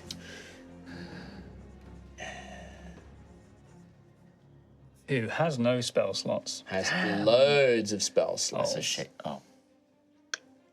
Set up a line. Nice line, and with the Army Arcana rule, I can ignore their allies. Of which there is only one. So we'll take a step to the side. I'd say that this would be a lightning bolt, but for flavour, I'm going to change it to a blast of... Ooh, what should I do here? Acid. It's going to become like a blast of acid, and it's going to strike through Altheya and strike Gruff and Rowan and Xanthias. Dexterity saving throws. Please. Remember we have I want to fates. fate mine. Yeah. Okay. Oh. Please do. So how many people are spending fate? Heroism doesn't help me, does it? Not against this. No. So just Xanthias doing fate? Yeah, should have. Okay. Too late. Would you like Ophelia to spend one? Sure. You have danger sense, so she'll have advantage. Leave the advantage. I feel like you should. Yeah. I think she's going to succeed. Yeah. 19. That will succeed. Yeah. 24. So it's a success. So it's half damage. I got a 9, so Full damage for Rowan. 86. 7, 10, 15. Squeaky tight. that's fine. 27 acid damage. So 27 to Rowan. That would go to 13 for Xanthias and Ophelia. Oh, Xanthias. Oh no. Sorcerer's baby. He's a squishy boy. And then, but with that, that is going to use one of her multi-attack actions to cast a spell, and then is going to move up and try and just whack you, Daisy, with like a blast of, kind of sort of like a force sword with How her melee. dare. I know. How dare. Doesn't, oh, actually, no, it's a hobgoblin, so gets, an unseelie. A peek behind the curtain. I'm reusing stats. God, I just saw the studio lights and the cameras. The unseelie warrior will gain advantage because it does count as an ally for their combat tactics. So this is a melee attack. That is going to be 17. Yeah. Ooh, it does just hit, I'm afraid. So this is going to be force damage. Ooh, it's not Like good. a lot of dice. 17 points of That's a lot. force damage. With this blast of melee, kind of almost like conjures magic into a sword shape and cuts through to you. Get away! But you don't speak the language. It just comes out as this ancient Sylvan language. Comes out like, fuck off. You'll regret that. I just unchained the printer. Xanthias. Right. Ow. Oh, at the start of your turn, may I have the your fires? Oh, yeah, go for it. Here you go. Perfect. Yeah. This is now on fire. Yeah. That tree probably can't spread much more. Or it does. Oh, bugger. Doesn't go into the middle, though, so that's a clear route. Spread it around. No, this is all like a dirt track, so it's Yeah. mainly spreading through here. All safe here. So how is the warlord actually looking there? He looks pretty good. Pretty good. Change that. I could change it. It's just that mage I don't like. But yes, I will do a. Are they humanoid? Could be. What, the warlord? This is a okay. Could Would you be. like to make a roll? I mean, they have Make an two Arcana legs check. and arms and a head. Make an Arcana What's a check. humanoid? What's a Yeah, humanoid it does in kind of real almost life? bite you in the ass, doesn't it? An Arcana check. Yeah. 8. It could be a humanoid. It's got arms, legs, head. Can I make like a biology check? That was it. A dingus. As far as you know, there's no reason it shouldn't work. They look, no different to a Jotner or a human or anything like that. It should work. You're being gaslit. Humanoid. I absolutely am. I just googled hummus. All right, I'm not gonna do it because. Don't Google humanoid to try and work out what my monsters No, are. I was literally googling the definition of a humanoid okay. because I was like, I'm pretty that sure won't help you in D&D, my friend. that's my least favorite rule. I'm gonna Maybe swap that spell out for something else. I'm gonna have to. Is it a hummus though? Is it Is it hummus? Yeah. Yeah. It is. I will tell you, it is not hummus. Oh shit! Most I did have hummus today. I had Eater Pitta here in Bristol. It is so good. Really? I've never had it before. Really? Really good. You know what? They also do. You know that Too Good Not to Go, sponsored. where you can get. Oh, like, yeah. Not sponsored. Things. Not sponsored. I'm just saying I had it. It I've was never really had nice. it. To I like prove the it, it might be shit. No, it was good. I like It's that. really good. Yeah, I really like the chili and the gherkin and then They- the they You know do what? I've had it too, and it generous. is really good. It's They do a really very good. generous Too Good to Go bag if it's ever on Too Good to Go. Go. So anyway, what are you doing, Xanthius? If I did that during my turn, I would get, frankly, I just- reamed out. I love the names. I'll just eat a pita. Just I really want that. Maybe that's dinner. I'm a big fan of the name. The quicker I you decide Roll. what you're doing on your turn, Well, unless you advertise. Yeah. before we stop. Fuck it, I'll let you advertise. Eat a pizza. If you're Oh, in hang on. Bristol. No. Da da da da da. McDonald's. The original taste. Is it the Wayne's World God. one where like, the taste of a new generation? I can't believe it. How could any company sell their soul out for just corporate things? My turn? Yeah. Right. I'm You gonna could have do- interrupted We're at waiting any for you the point, whole my guy. time. We're Yeah. waiting for you. I feel like that with anything I say. I'm just waiting for you guys to interrupt me. Right, I'm going to do a third level Scorching Ray at. More fire, love it. Yeah, but none of these are going to miss. So he's- one of them is he's going done for it now that guard at anyway. the front that Ophelia is next to. Okay. The next three, or is it more than that? Next amount of. So it's 3 at the base level, six. and then you get more. It depends on what level you cast depends at. Oh, I'm doing a third level. So there's 4 beams. 4 beams. 1 at the guard, 3 3 at the mage. The mage. The mage who has wind. No one's helping. Gruff's dead. Yeah, no, there's a clear line actually to mage. Clear line, and I am glowing with such radiance and This is a ranged spell attack? They are ranged spell attacks, yes. Against the mage, yeah, he's- they will have disadvantage. That's cool. So that will cancel I out your have advantage. advantage, So yeah. there'll be a normal attack against That's the why I'm mage. just going nasty on him, because I feel like it's the same for everyone. So normal attack, right? So against the guard to begin with. Watch this. This will have advantage. Advantage. Oh, good. Is an 18. Hits just barely though. These barely? guards are very armored. Like 7 tries to fire bring up the damage to shield. him. 7 points of fire damage. Okay, is still up. Still up. Mm-hmm. Fine. 3 against the mage of regular attack. Plus Come 1. on. Watch this drive. Watch me go. Here I go. 13 plus 8. That's a hit. Great. Next one is Nat 1. Next one is 13. Is a hit. Is it Already really? wearing armored Mage. robes. Yeah. I'm guessing a 9 doesn't hit. No. Yeah. Right. So 4d6 46 against the Dominate. of fire damage. 24. 10, 11, 13. Quite impressive. 13 points. 13 points All right, of damage. fantastic. against the mage. Right. The mage looks injured but not bloodied. By these fire. Almost that wind is maybe whipping some of the flame and the heat away and reduces the effectiveness of it. And the guard that you did strike managed to bring up the shield and just deflect enough of the heat to prevent them from being killed. Damn it. But it hurt a lot. Oh, there's another guard right behind my eye line. I did not see that guy at all. I've got 2 like twin pines mall in front of me right now. Yeah.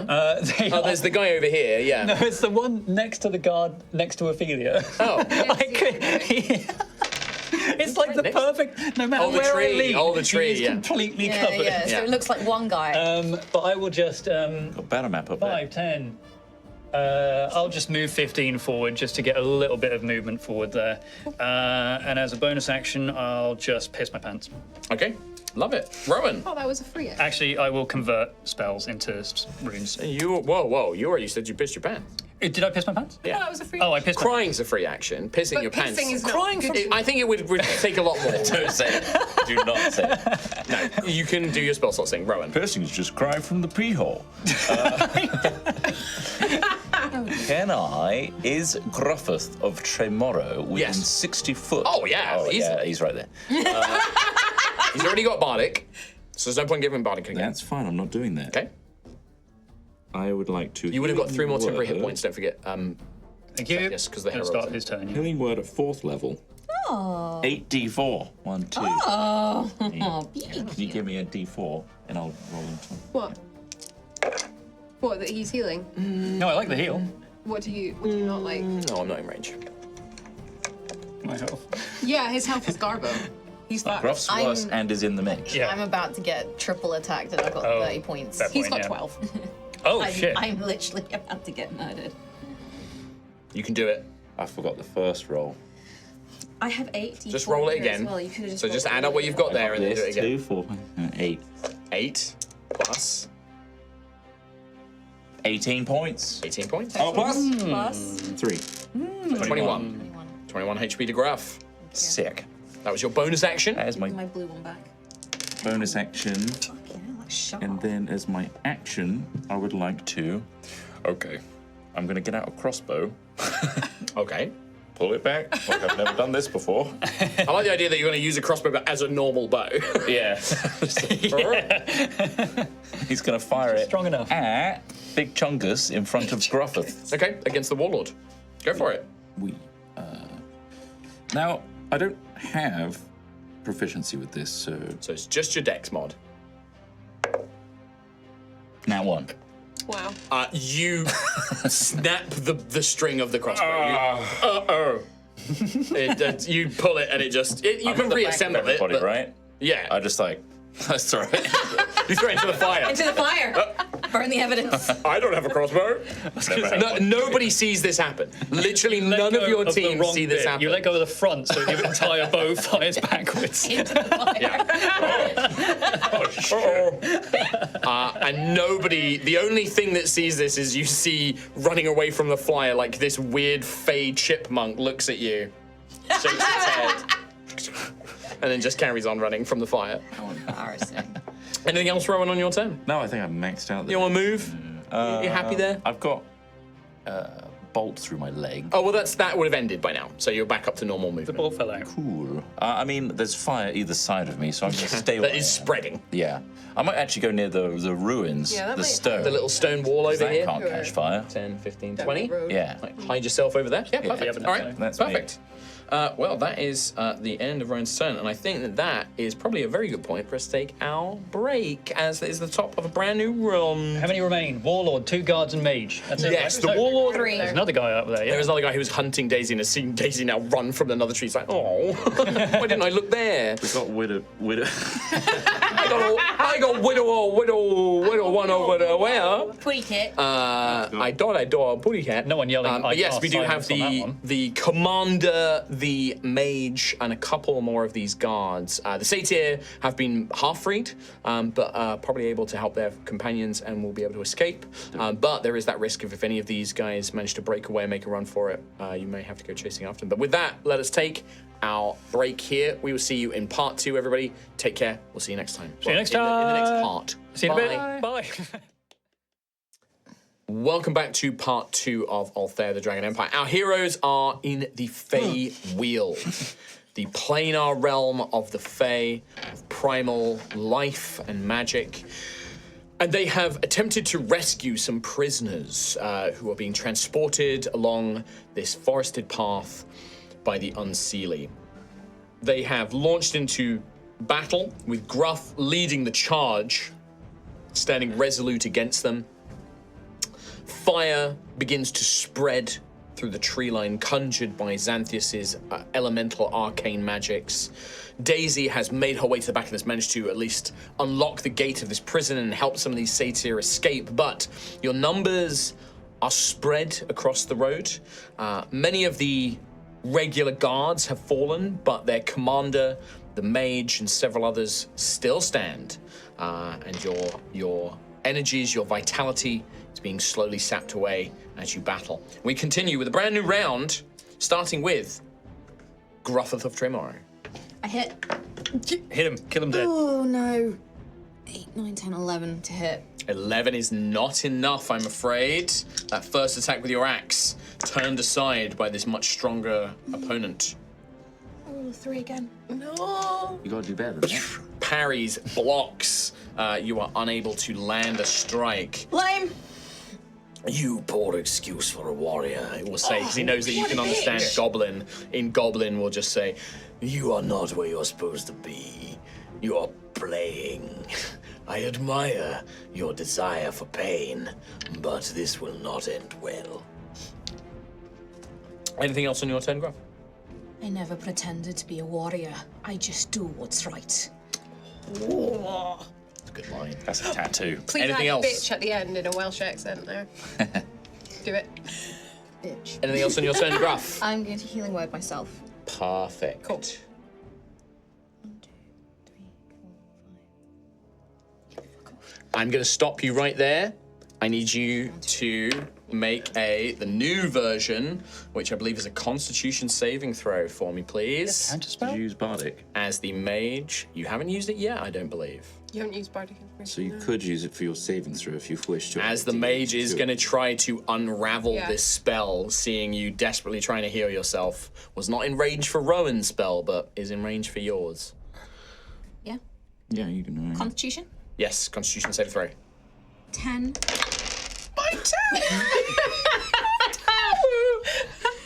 17, 18, 19, 20, 21. That is enough. So you they attempt. 7. You get that plus 3 temp hit points. Oh, 10 temporary hit points. Look at this. As this little moat. What is yeah. the moat? What does it look Tiny like? cherub roan. Tiny cherub Rowan. It's sort of into green energy that invigorates you and restores your stamina. And your healing spell goes off as you manage to your spell overcomes the unbinding. Overcome. I can roll 1 again. 2, 4, 6, 8. Plus 8, 16, 17, 18, 19, 20 points of healing. Points of healing and the 10 temporary hit points from Rowan there as well. Rowan. Does not stack, unfortunately, but No. Oh well. still perfect. That is your turn. That's me. And the Dominator has used their reaction. The guards, the regular soldiers. 2 of them are going to basically try and surround Ophelia and take some punishment on Ophelia. This guy comes running back out. 5, 10, 15, 20, 25, and will flank Daisy with the mage. Hup. Hip, hop. Daisy, I'm going to do you first with advantage. That is going to be 15 to hit. Nope, you managed to dodge to the side as they come in against Ophelia with advantage. That is going to be 19, which does hit on the first one. Second one, 18 plus 3, 20 plus 5. Yeah, 22 is going to be on the second one, so she gets hit by both, unfortunately. Shit. These big, heavy axes. It will be halved, But it's 2 attacks. It's okay. Ophelia has 2 attacks as well. And those 2 are there. That's true. That's a 9. 15 points of damage from the first one, so half to 7. Yeah. And then 12, half to 6. So 13 damage total to Ophelia. That's already halved. Did when she suckled on the warg, that healed her, right? Give temporary hit points. Or... She can use it to heal. I didn't use it to heal her, though. Right. She's actually okay. I think she's okay. I just did it as an attack. Okay. She is just under half now. Yeah, she's okay. Okay. So she's okay for now. She'll get it back in a sec. She's going to kill those 2 guards. That That's is what I'm saying. the regular attacks from all the guards. So then we go to Daisy's turn. Do the little satyrs count as my ally? Because I freed them. They will. I would say that where they're in the cage, they can't really present any sort of threat to the enemies right now. So when they can get out and help you properly, they will do. But for They now, don't count as my sneak attack. I'm not going to help. Unfortunately, they pose no threat to distract your enemies just yet. But once they're free, which they are, unfortunately, after your turn. So you could delay an attack and say, when these guys jump out and help me, but on the off chance that they, do something else. I could also get attacked by the guard if they jump out. Yes. At least one of them is nice and healthy. Without sneak attack, I can't kill shit. You could disengage and get some distance and go, run around, help the other allies. You could go and start helping Gruff, help Ophelia. Mop up those little mobs on Yeah. Ophelia. But yeah, it would be. I will point out that will leave the satyr potentially to the mercy of these guards. Fuck. I really don't know what to do. My brain has stopped working. It's a tricky one. Do the held action. So if you want the sneak attack, it's the best way of getting It's it. just I can't kill anything with one measly You got 2. blade. still can't kill anything with it. But also, you're stopping. If you stay there, you're stopping them getting attacked. I would say the regular soldiers weren't super tough. 2 attacks might be able to take the regular soldier down. But it's up to you. It's your choice. Most health out of all of us as well. It's not about the health, it's about wasting lots of damage that I could do. I guess I'll just fucking hit the guy next to me. The regular soldier? Can I... Or do you want to go for the mage? The mage has been hit already, isn't it? Has How been is it hit, look? only not bloodied. Okay, I'm gonna hit the regular guy. Okay. That's 15 plus 9. That will hit. 7 damage. 7 points of damage. God. This is to this guy. Still, from one attack, that is a good amount of damage. Yeah. Still quite a lot. That's I would non-sneak like attack as to... Well, no, but I'm going to... 7 points damage to the first attack. I'm not gonna be able to do that. Okay, fine. Bonus action.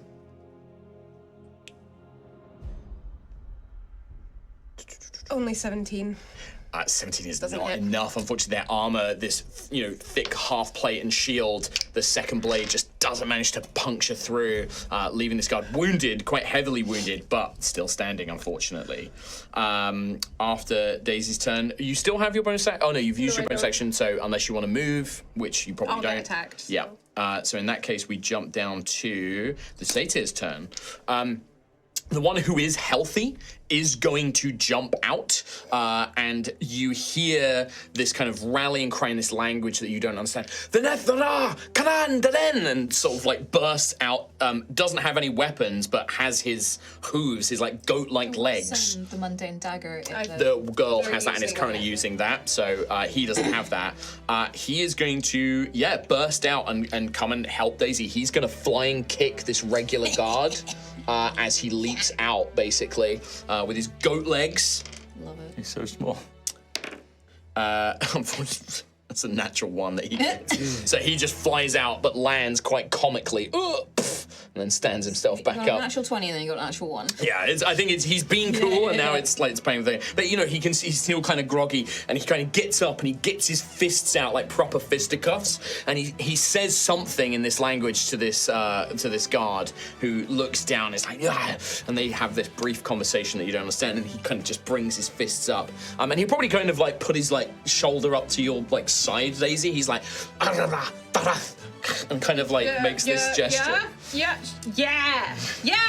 get him. The girl is going to free the other. She's going to spend her action to free one of the others, and sort of pulls them back so they're a bit more protected. But that's going to be her action.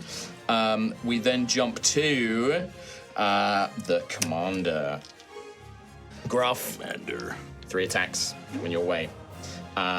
Here we go. That is going to be 15. Does not hit. Does not hit. Second one, 20. Yeah, Meets it, beats it. So just barely manages to scrape a hit by.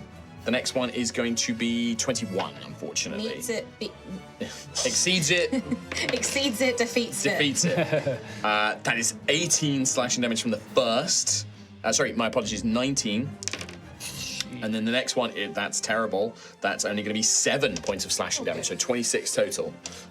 69. Like kind of cutting down as you two are just locked into this duel. You managed to deflect one of these attacks. He will bark an order in their language to the guards around Altheya, and points in the direction of the city, basically. And he's like bellowing at them, like pointing that way. Delethnen. Vadathalion! We know that word. I know that one. That is the commander's turn. I think he will position himself around. He is going to slide himself around so that Xanthias is within melee range of him. Okay. Interesting. Okay. He kind of positions himself so he's between the two of you. Xanthias. And he's trying to he's obviously like aware that Xanthias is a spellcaster and is putting pressure. Putting pressure on him to like deal with the commander. He can't keep his pressure on. Is Xanthias within melee range of me? No. No. You are basically on other sides of each other currently.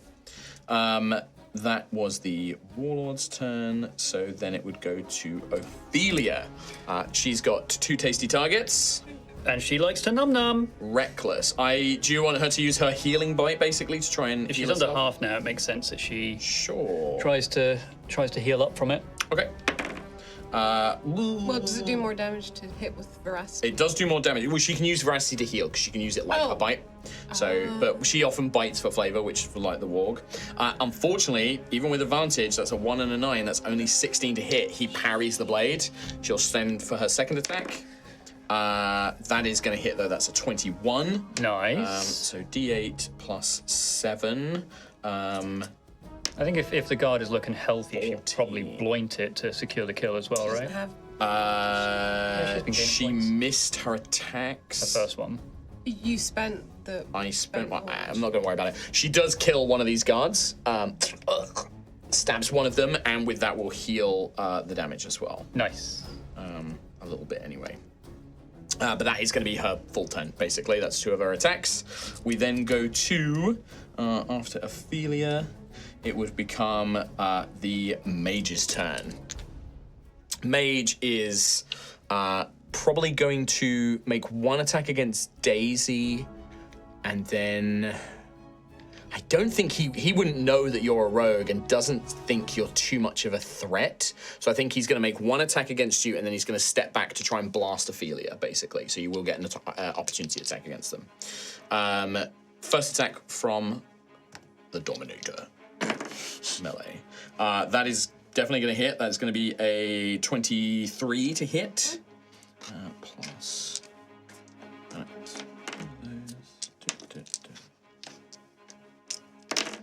4, 14, 20, 22 force damage, and then takes a step back. You get an opportunity attack.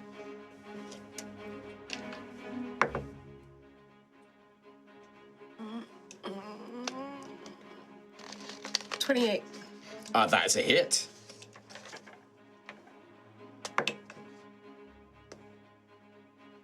Nine points of damage. Which means you had there's an ally now because the Satyr I didn't is know free. it counted on opportunity attack. Yeah. It's any attack that it clarifies for. So it's just once per turn. So you can only do it once on your turn, but you can do it once on an enemy's turn as well. That was, what did I say? 9. 9 plus an attack.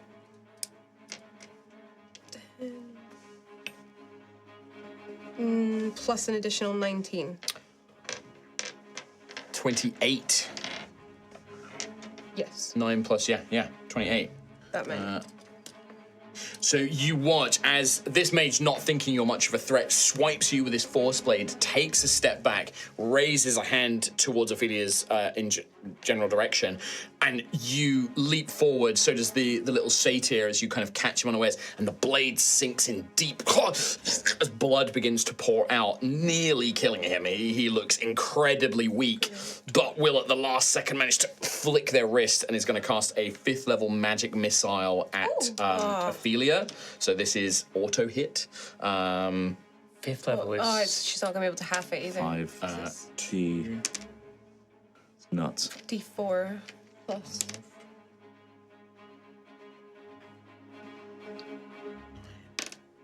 It's going to be a I'm long rolling roll. terrible damage. Oh, do you want me to feel something about that?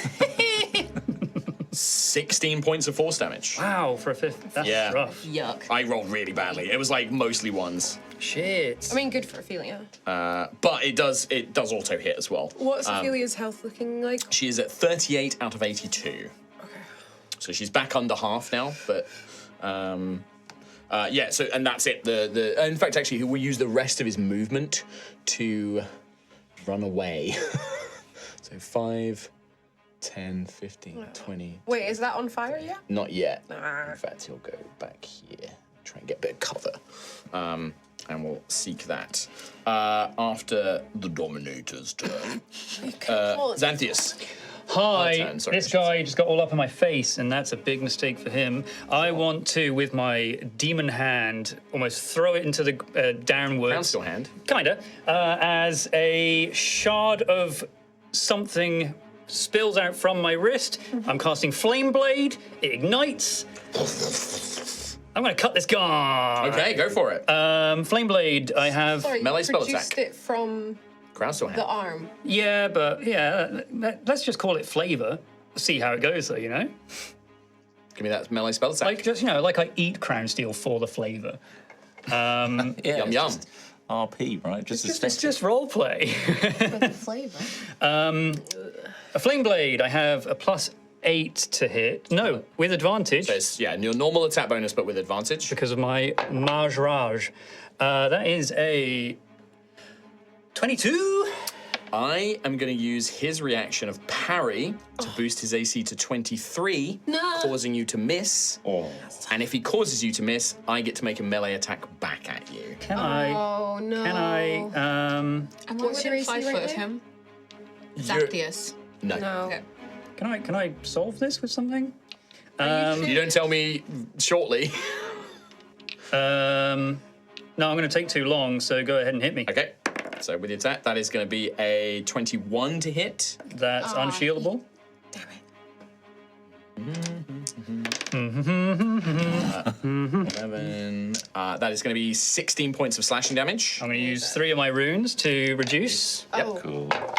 Oh my fucking Whoa. Christ! What a God King! 14 with Nice. 3d6, Perfect. So you Got only two take 2 sixes. points of damage from that. which is my temp HP from. So imagine that you swing, probably not accustomed to swordplay. You swing, strong very and accustomed to brutally. swordplay. It's just this guy's better. Oh, sure. I mean, I would have imagined that Xanthias. Oh was no, much I'm not. It was just a practice. very good roll. So you swing the blade, hoping that he's distracted by Gruff, but he anticipates this, brings the sword, manages to parry the raw fire away, spins around, goes to cut you, but then all these runes just kind of protect you as the sword scrapes along your body, unable to fully strike. Been rolling a lot of 6s on D6 today. Not on Fate though. Well, not No, fake. but No, never on Fate. But on the other thing. Anything else on your turn? Bony action. I will once again convert into more runes. Okay. Sorcery point for 2 runes, Okay. Soints. and I'll cycle around. So I think Groff's been eyeing me up a lot, and I keep hearing from the heavens, "Is Xanthias within melee range?" And I'd like to be within melee range. Sure. Gruff's got Weird. Next to around. Gruff. He's like looking at me more and that then I looking at the space Sort where of I move should to the be. side. Protect you. Yeah. Perfect. Yeah, you've now got this blade. You kind of stand side by side with Gruff as you face down this commander. Rowan. Rowan's going to saunter forward. We don't have any more fire, but the fire will continue to spread. I'm just going to sort of spread it out. At this point, most of this tree line is engulfed. My fur is getting singed. And then this one is now beginning to spread out along here as well. Does it catch the mage? Not yet. He's over by the rocks, but I'm it's hoping getting it very catches close. Fafalian. Huh? I'm hoping it's going to catch Fafalian, and then it'll make it really easy to loot. The entire city. Here you go, Blackwing. We returned your stuff. You have to did burn your entire city down. You have created a bit of a beacon for on the road. Yeah, I mean, you can see that the fire is growing up, and these very tall trees that almost form this tight canopy that becomes almost like a ceiling, really. These trees are alight. As the orange flame is burning the wood here, you see the fire is beginning to turn a very odd purplish blue. The flame itself, as the wood is burning and adding fuel to the fire color is changing, and it begins to become very erratic. Parts of the fire almost seem to vanish and then reappear in other parts, like other branches catch fire. The magic itself is almost becoming quite chaotic. This probably happens all the time. Well, they're deliberately not using fire. Yeah. No, they. Rowan. Rowan is going to saunter up changed it to into the lightning bodies in and acid. front, Yes. and then he's going to be like, "He's bad, right?" The one with the big And sword. from my fingers, a green beam comes out, and I'm going to try and polymorph him Okay. Oh! with an wisdom saving throw of 15 to beat. Wisdom saving How throw. wise is this guy? He does have advantage against effects that try to change his form. But a very even with advantage, that's a 4 and a 2. my God. That's going to be a failure. they're going to polymorph into that little Fey chipmunk that I saw earlier. It's a classic Chris Trot. I point at him, look at you, say the one with the sword, look back, and it's like, It's a chipmunk. the hell? Swords, Antheus. You see this form. That's great. Some sort of magic tries to resist. You can see that barb-like tattoos almost glow and pulse, and this creature's body resists. And then very painfully, you hear it kind of groan and grunt as it becomes this fey creature, looking bemused. Don't hit it. This thing, why would I? It's adorable. I'm going to keep it. Don't. Anything else? I'm going to keep it for more than an hour. Oh, God. I can't do a bonus action healing word because I did a spell already. Yep. So that's pretty much me. Okay. Sorry. In that case, we go to Gruff. I mean, you got rid of a boy. Mage from me. Maj, 5, 10, 15, 20, 25, 30, 35, 40, 45 feet currently. So I can't hit them if I run up. No. But I could free up Ophelia and get Ophelia out into the fight. That's true. It's true. So I'm gonna It's got loads of movement speed. I'm gonna run towards Ophelia and attack that 15, one that's 20, on her. 25, yeah. Standing over the body. Probably doesn't hit. 5 plus 8.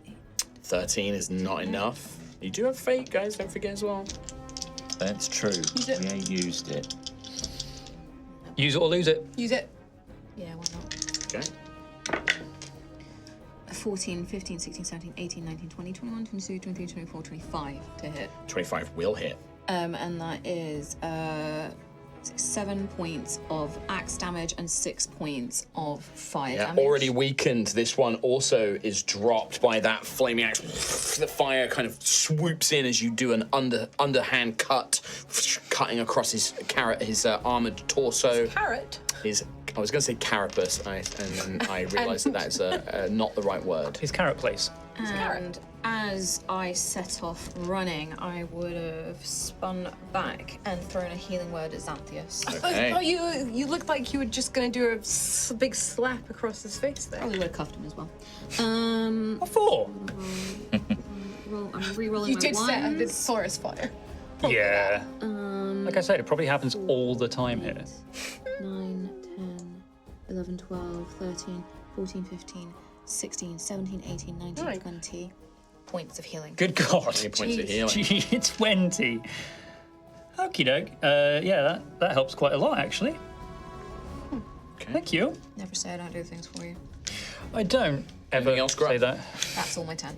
Okay, it is just this one guard next to Daisy and the Satyr. I think, sensing that this battle is not going their way, they are contemplating. Only now they're figuring this out? Well, no, they figured that out before. The commander was kind of their main thing. If the commander goes down, then Oh yeah, the commander being a chipmunk. Kind yeah, of. that makes a big difference. And he doesn't know that that's not going to last forever. So I think that they are going to disengage. Oh, damn it. And then they are going to go running into the woods hoping to outrun the fire, basically. 5, 10, 15, 20, 25, 30. So on the very edge, and is going to make a run for it, but that's as far as they get. We then go to Daisy. I'm just gonna throw a blade at him. Okay. Try and stop him from getting away. Sure. Because Yeah, I he's don't want him to he's tell anyone. injured. For sure, go for Don't it. want him to tell anybody. That is 18. Just meets it, Oh, beats God. it. Yep. Catches him in the back where his half plate is less protective. Where the big target is. 10 points of damage. Is enough. He was already injured from your first strike on the previous round. Takes him out as he makes a run for it. Just as he reaches the cover of the trees, this radiant blade slams into his back, driving him to the floor.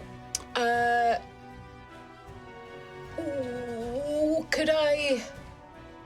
There's nothing else too desperate. Can I move slightly so I get an eye on the mage? Mm-hmm. And then I'll just try and send a bonus action dagger. So you could either kind of run up this way to get round the rock, or you could run sort of this way, but he'd have a little bit of cover from this rock. It's only going to be a +2 I'll AC. try that because I don't think Daisy wants to go into the woods because of the fire. And there is fire there, yeah. I was going to say for Daisy, that's probably a big deal. So throw the second dagger. This mage is really hurt as well, I should point out, like is on very low hit points. 23. Is a hit. Nothing I can do about it. Only 5 damage though. It's enough. He was the sneak attack nearly killed him last time. That radiant blade catches in the shoulder, and this woman, this unseelie mage, she goes down, slumping against the rock and then sliding down, leaving this quite thick purple coagulated blood kind of smeared down as she falls to her side. I guess then I'll just go back over to the wagon and get ready to help. Sure. I mean, they look like they're going to be done like on their turn because it's their turn next. These 3 are now all free, and they will jump out, surrounding their companion. This guy, the satyr that you first 3 that broke out, he runs around looking for something to fight and is unable because he doesn't know that the warlord's been turned into a squirrel. And you see him sort of like, and he's like pointing around, like angry that there's not anything for him to fight here. And then he will gesture and be like let's go, like we need to get out of here. But yeah, that's gonna be their turn. So to confirm, he doesn't hate squirrels. He doesn't know it's. He doesn't see it. Chipmunks, sorry. Yeah, and he doesn't know that it's been polymorphed. That is their go, which would bring us to. Well, it would be the warlord's go, I guess. With polymorph, there's no save. It's just until they take damage, right? Until they're destroyed, or an hour. Yeah, or an hour, yeah. Yeah. So this, I think that. Oh. I mean, it does. Is there anyone else? It has the chipmunk's mental stats, doesn't it? With polymorph, he doesn't have his own intelligence. No, it's the chipmunk stats. It retains its alignment, personality, creature type, hit points, and hit point dice. It's personality, but not intelligence. Yeah. He's a chipmunk, but he's an asshole chipmunk. Yeah, it kind of would still be like there's certain fundamental parts here. So I think it does try and basically make a bite at Xanthius. Okay. Stat block of a chipmunk. Yeah, 4 to hit, I'm going to say. Doesn't hit. It's like scratching at your trousers and boots. This guy thinks it's my first rodeo. I've got to borrow. Don't let it anger you, Xanthius. We then go to... This thing? Ophelia. Well, what do we do now? Well... We need to figure out what to do with... What do we do with that? This, yes. I want to grab it by the scruff of the neck. Well, don't hurt it. I'm not going to hurt it, but we need to... It will be like that for an hour. So we'll jump out of initiative at this point. Yeah. Make a attack roll. See if you grab this thing. Oh, okie doke. I technically have advantage. Oh, no, it's only on spell attacks, right? Yeah, this is an unarmed strike, basically. I really launched it. Unarmed strike, so plus my, strength? Yeah, if you don't, plus proficiency. 17. 17 is enough to grab the squirrel. You grapple the squirrel. It's got a chipmunk, the Fey chipmunk. An hour, you say? Yeah. I guess we could carry this thing with us, but we're going to need to figure out how to, deal with it afterwards. Well, there's a prison wagon there. We'll lock it in the wagon. There is a prison wagon. Yeah, we'll lock it We might back go up. through the bars. It's quite small. Yeah, well, actually, we put it in there. It does look small enough to slip in and out. We put it in the cage. We punch it in the face. We lock it. That's good. That's pretty You funny. could set up a thing to like throw it in, shoot an arrow, or do like a spell or thing to damage it, and then at the same time have Daisy like pick lock the lock back. Get ready to lock the thing. I'm going to hold it in the cage. I mean, yeah, well, we should lock the cage before we do the punch. I'm just going to hold you it see through the box. satyr are like helping their friends up, and the one that you released, the one with the eye patch, he's like, death Bernard. I've got this, everybody. Do you speak common? I'm going to comprehend languages. You would hear, "Hey, what are you doing with this thing, huh? What's going on? What are you messing around with some creature? We gotta get the hell out of here." Pause. Of course they are, Phil. Is that the chipmunk? What are you doing? I hear you. What are you talking? I can't understand the words you're saying. What are you speaking? That ain't no Sylvan. What are you doing? What's this guy saying? Well, I don't know what he's saying. He's talking crazy. I'm gonna just encourage them to step away. Whoa, well, I mean, they did save us, Leo. I don't know. Can I try and speak Goblin to them?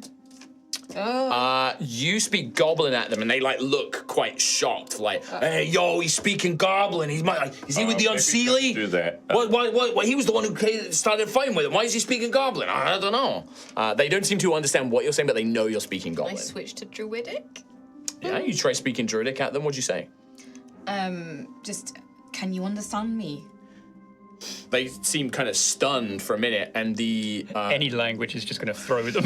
the female satyr, Leah, she is like, hello? Hey, you can, what? I can understand. She's speaking in like a very, it'd like be like if we started speaking Latin. It's like this really ancient, like, and it's kind of broken that she's saying, but she does seem to be able to understand you. Right. The others are just like, whoa, he's speaking like someone, he's speaking like the Ents and the Dryads. I don't understand what he's saying. Right, one moment, hold that thought. Okay. Can I just put out the fire with Create Water? So, Yeah. if I cast it at level 2, it's 40, it's a 40-foot cube that extinguishes exposure. So what I would say, if you cast it at level 2, because your magic is primal, and the elemental magic is not native here, and this kind of chaotic kind of sparking that you're seeing, you create water and you almost kind of guide it to split, and the forest welcomes it. It welcomes this water and the extinguishing of these flames. And you, Gruff, get the sense that this eternal wood, remember that this is an eternal place. It was getting very angry with Xanthias that this foreign power was hurting this ancient place, and that erratic magic was building and was about to unleash some sort of curse or power against Xanthias. That's what was going weird. That's why it was going weird. And you extinguish it, and you get this sense of gratitude from this place as that water, being the thing that gives life to so much, is quickly absorbed into the roots, and where those branches were burnt, little new buds begin to bloom, and very rapidly that water is helping heal this place. And there is this sense of gratitude here that you have, the forest welcomes it. There are other voices that you kind of get this sensation in this place, voices that are angry at you, that enjoyed the destruction, that enjoyed the heat and the pain that you were causing, or that Xanthias has caused. And there was a presence in this wood, in this realm, whatever it is, that was glad for the fire and was glad for the suffering and pain and the heat. But a greater force, quite a dormant force, welcomes the relief of the water, and the fire is extinguished. And you see this little satyr girl, like, is just big doe eyes, like, looking at you in amazement as you conjure this primal magic. The one with the eye patch is bored of this, and it's immediately like, you understand what I'm saying. Sum up. Okay, he seems to know what I'm saying, but I don't know what he's saying. Look, we need to go. We need to get out of here. Nod. Before they would have seen fire. Nod. Okay. 1. I put up a 1. 1. And then like a stop. 5. Stop. Fingers. 5. Can we do Xanthias. something about this, please? Actually, it's starting to scratch my arm. Gruff, you can communicate to one of them. Let them Right. know the plan. Young miss, this beastie here This thing, yeah. is actually the watch commander that we've turned into this. You turned the Yes. command into that? But if you attack it, it will turn back into the commander. Okay, I won't. Don't tell my brothers that, because they will beat the shit out of that guy. We want to put it in the wagon. That's real smart. You should do that. But it's tiny. It'll get out through the bars.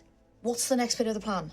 Can we What put do it you mean in, next like, part of the maybe plan? put it in like a bag or something, so while it's tied up in the bag and I have time to lock it, and then I just hold it through the bars, you lock the gate, then I punch it.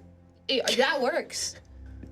That works. You tell me what you're doing. As long as we have the door locked. I'm before holding it through the bars of the Okay. cage. Get the lock ready. I will lock the Okay, cage you're gonna need again. to give me another sleight of hand or the thieves' tools check, so it's gonna be plus I 12. add to fate? this. Yeah, absolutely Just you in can. Yeah. case. Little miss, tell your brothers to be ready in case this goes wrong. okay. And she'll turn around and be like, speaking in that language you don't understand, but then she's basically saying like, okay, guys, they're gonna do something that, okay, just chill for a second, but we're gonna get away from here, but they're gonna do something first. 35. Yeah, you find a way and you sense this lock and with a little celestial magic you manage to relock it basically. Daisy, it's found a tiny dagger. Get ready. It's holding me up. Go.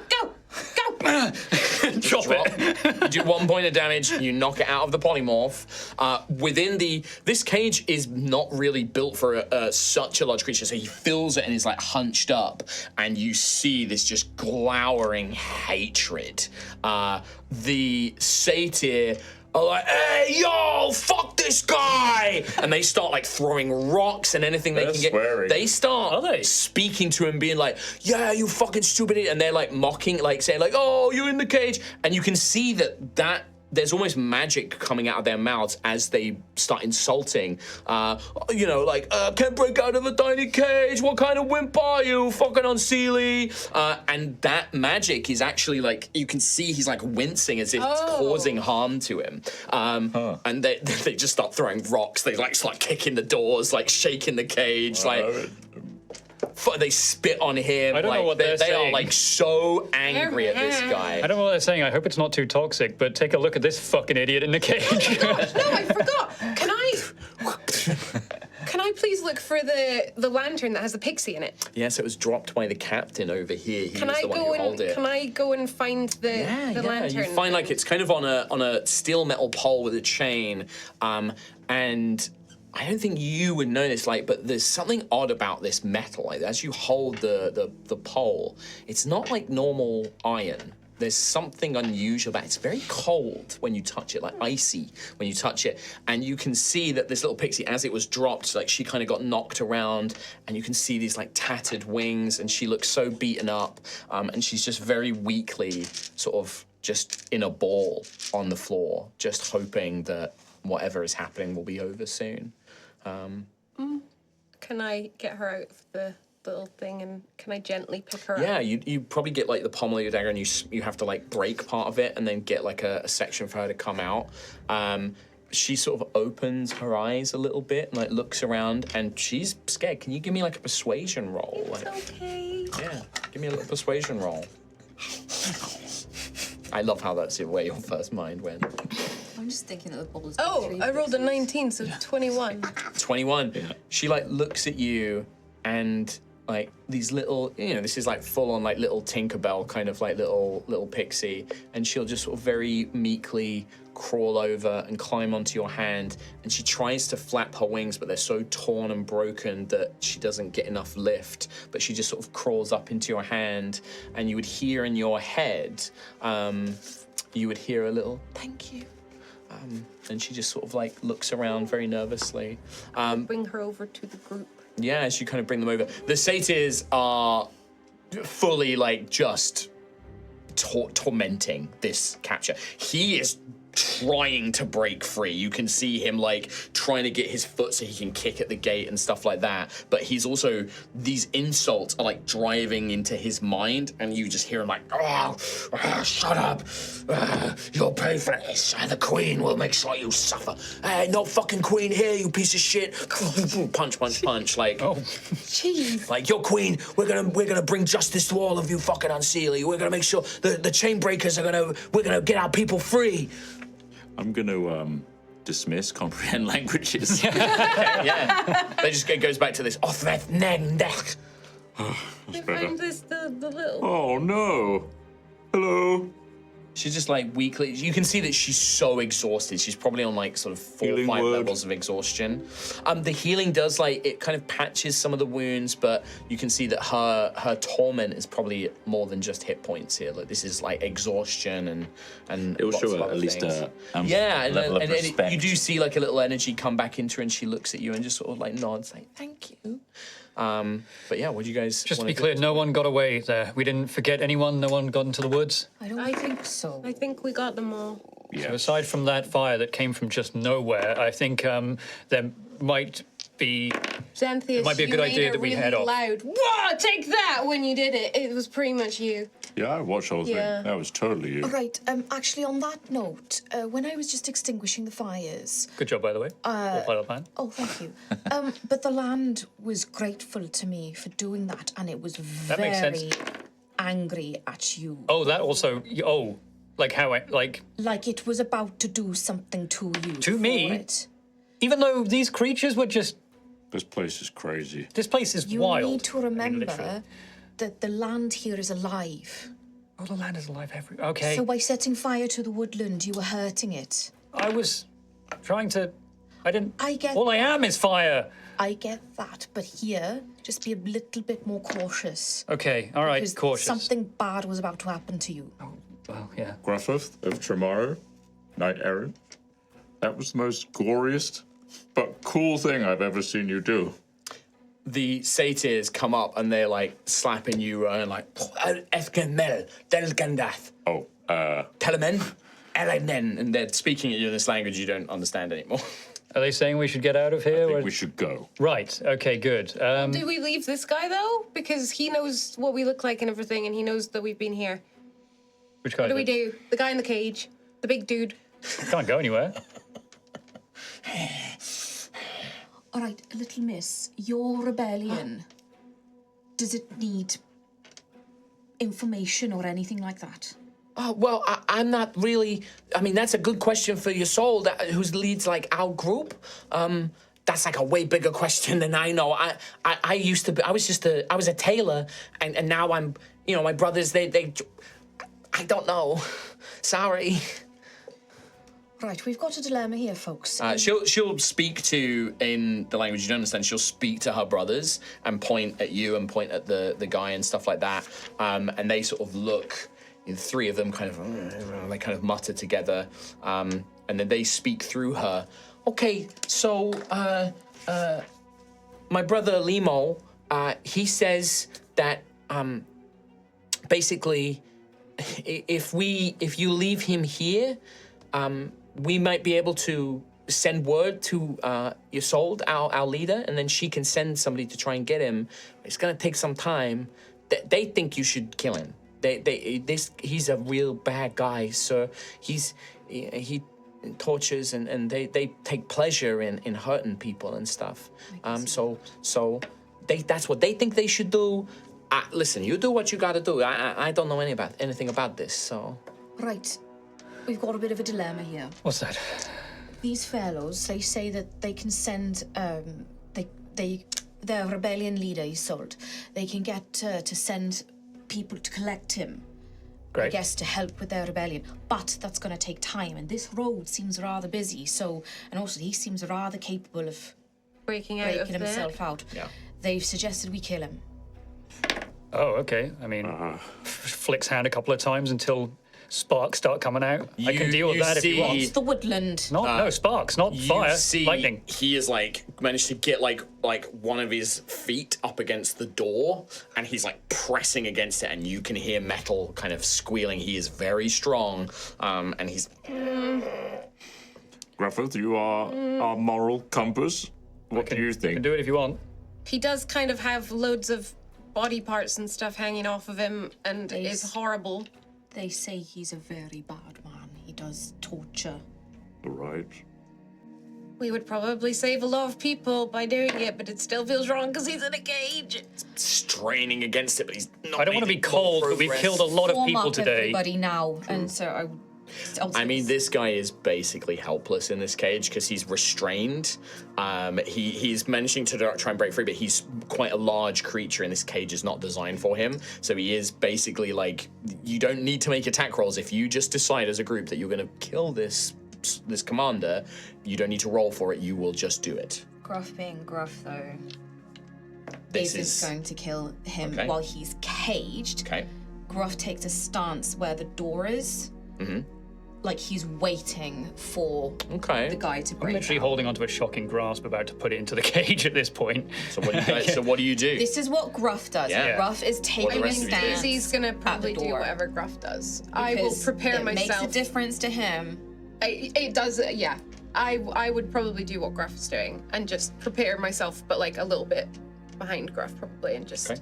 And I tell the little I'd say, stand well. Like she's like talking to them, and they're like raring to go, and she's like, "No, back off." And they're having an argument, but she's kind of got them at least vaguely under control.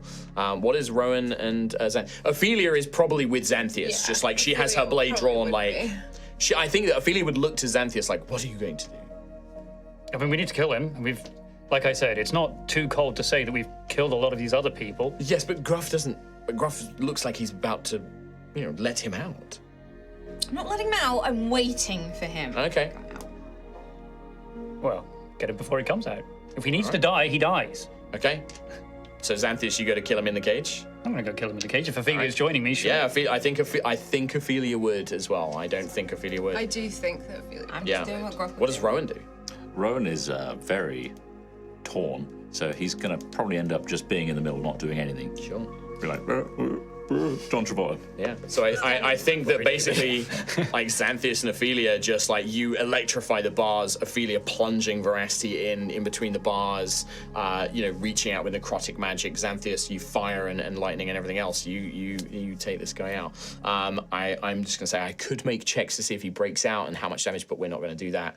This is just very basic. well. Guessing the Satyr. He is like bellowing and not screaming in pain. Like there's almost there's this strange sensation that there's almost a sort of pleasure as he's suffering pain, like he's enjoying the pain, but he's enraged that he can't fight back. And he strains and strains, and maybe at the last second he manages to like kick the gate open. But as he pulls himself free, that's like his like strength runs out of him, and Ophelia and Xanthias finish him off. As he stumbles out, he just looks. He kind of grins and like looks at you. He looks at Xanthias and Ophelia in particular, and he just like with a kind of almost, "You're just like me." I think like he would probably get this sense of like he's just like, "Yes," and he'll say in Goblin, "As I expect, no less," and then just falls to the ground, dead. We should probably like not leave the body on the road though, or the wagon. There's a lot of bodies here, and we need to be moving, right? Okay, yeah, I guess. Yeah. What do you guys do? Let's go. Can I see if he has anything useful upon his person that might help us in cities, etc.? You would see Yeah. that you would probably find that like on their bodies, searching all of them really, they have their weapons and equipment. Which obviously you could steal to try and disguise yourselves. Like their armor here is particular. It's got a unique style to it, and you imagine that most of the soldiers are going to be dressed in this kind of quite grotesque, quite painful looking. You also would notice actually as you kind of look at the armor, there's like hooks on the inside and stuff, so that like it causes them pain to wear it as well. World. There's definitely a sense here that. And I think that you've interacted with Faye.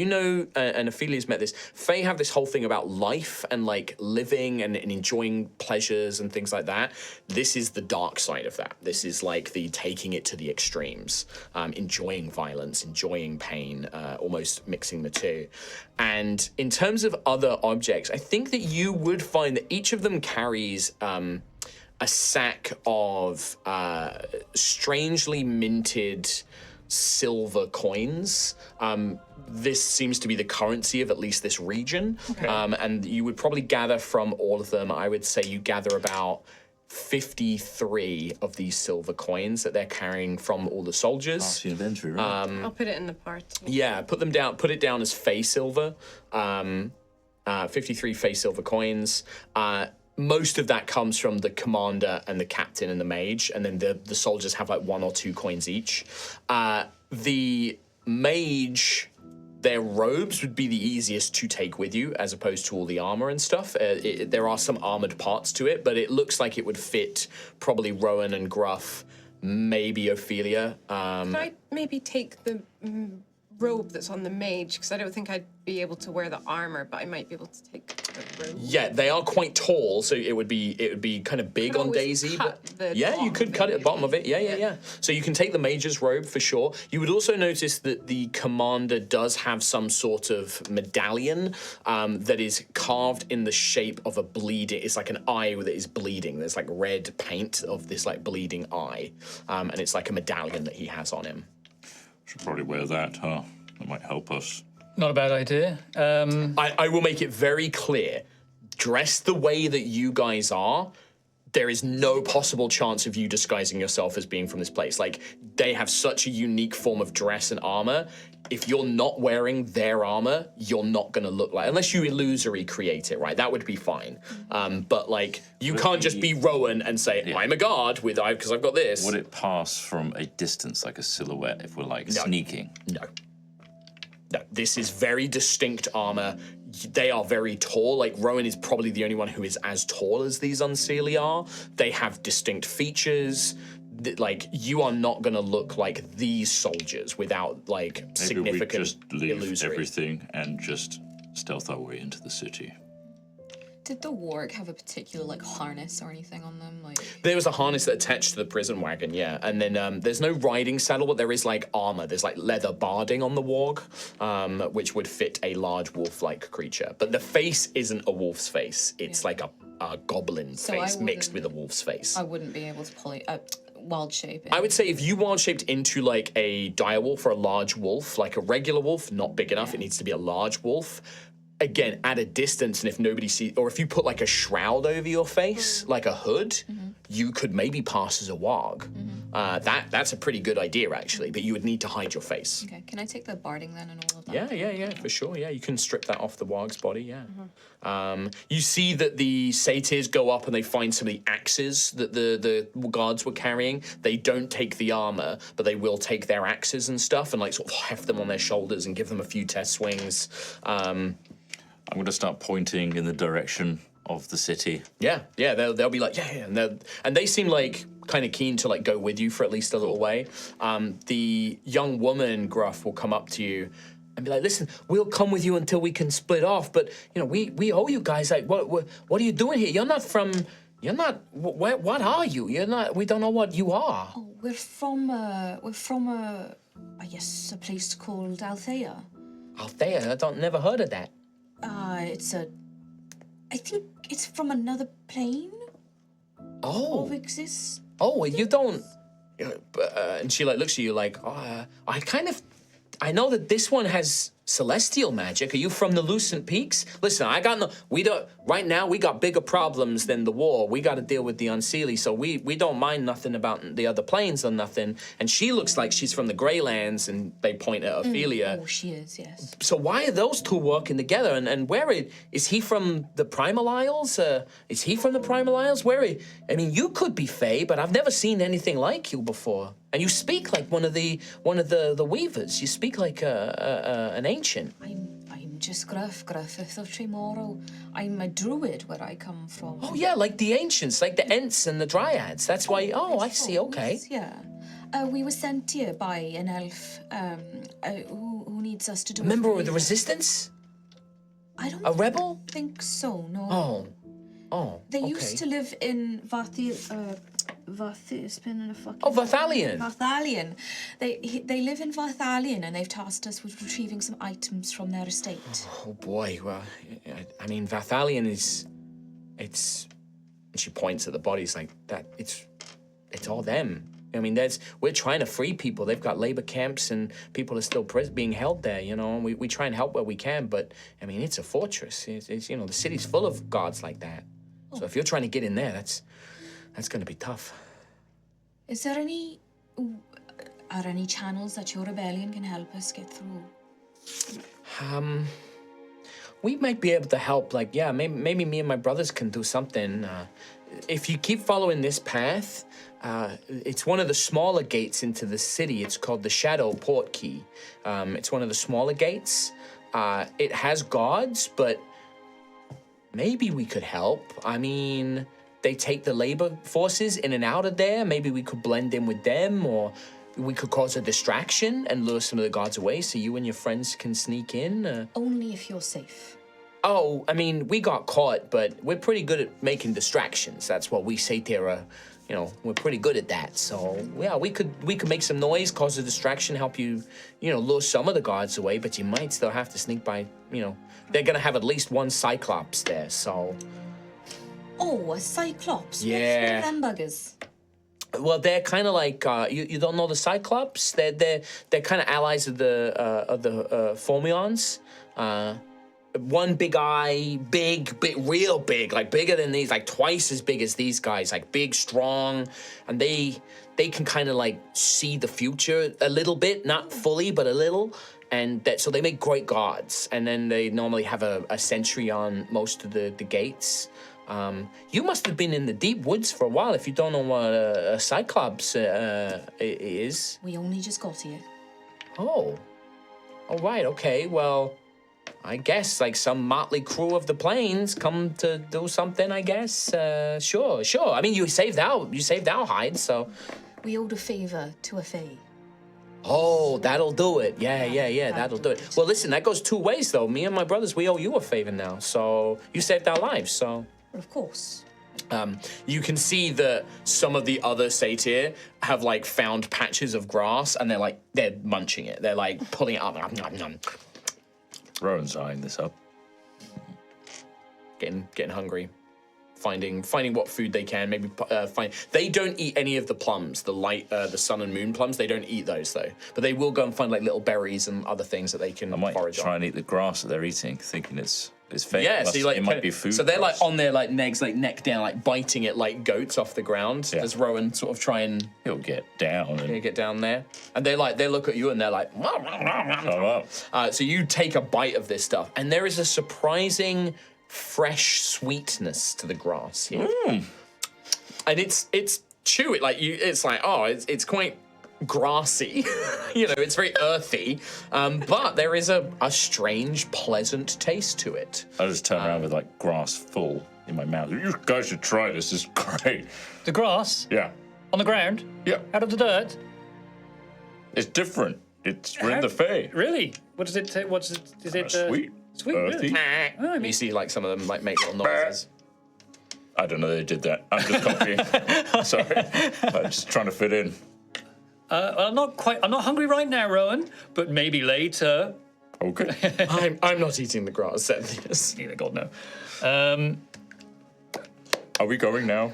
I don't know. Yeah, I've I mean, been like- listening to this. Can you be like walking and walking and If talking? you've done everything you want to do with that scene, Yeah, this That's the thing, conversation we has can't been. understand it. yeah. Yeah. So Yeah, well, I feel like Gruff would be, if we're walking. Yeah, you're talking, translating, right? You're like saying, they're yeah. saying this, they're telling me this, blah, blah, blah. So you can speak through Gruff, basically. Yeah. To this one Cyclops. satyr. You sure you're pronouncing that right? Cyclops. Big eye. Big eye. just one. Can see the future. Oh, Is there anything like that in Altheya? No. No. well, But how do they? I know see, technically in like D&D world, Cyclopses are types of giants, but Sure. here they are part of the Fae. But how do they see like? The depth perception must be way off. They see the future, In small amounts. so they'll be able to see a distraction immediately. Yes. and maybe see us coming. Do you want? I don't know. So we might have to distract. Well, we've got. We have to got a distract little them robe twice. And I can world shape into a wolf or something, but yes, these fellas have very generously offered to create a distraction to at least get some of the guards to go away. Oh, that's lovely. Very good. But the plan is full stealth because I'm not wearing. Just as a point, by the way, like you've not asked her if that's true. Like she's not. She's just said that they can sort of see the future. You don't know what that means. I'm very just trusting. yeah, that's fine. I just want to check in that like I'm a you know very trusting guy. you weren't looking at me like Why would I do that's that? true, Mark. Right? I was like I'm Why not. would I do that? That's fine. She's Yeah. a nice little young lady. Yeah, that's fine. Because I'm not wearing any of their armor. You see all the spikes and things? Do you remember that shop in Ashen Rest? Where Rowan got his underwear? That's still good. It's not like that. It's Because they love that stuff. I think this is a bit too far even for them. Maybe. So we've got a couple of. Well, we've got a robe, and I can do something about being a warg, but I don't think any of it's going to look quite like them, though. Daisy's got that. Wait, no, you have the robe. No, I have the robe. Someone has a robe. maybe we should have taken the prison wagon. And put us in it. And then have you transport us back as prisoners? One mage, one warg. I'm not quite tall enough though, so Yeah, they're big. But if you were sitting on the wagon. How far back is the wagon? I mean, if you said you were walking and talking, I'm gonna guess it's, you could go back and get it, but it's gonna just add time. It's up to you. But then we wait. So those of us who are not disguised are sitting in the wagon as prisoners. Pretending to be prisoners. Go right through the center of the city, probably to their big prison. This might even be harder to get out of.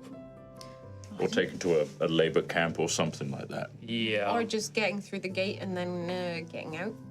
It was just a suggestion, in the lack of any others. I think No, I know, it's a good yes. idea. This Satyr group that's with us, do they have secret places that they sneak in and out of the city? She just mentioned the Shadow Port that she can get Shadow us to. Port Key, it's called. Shadow Port key that she can get us to. But that's it.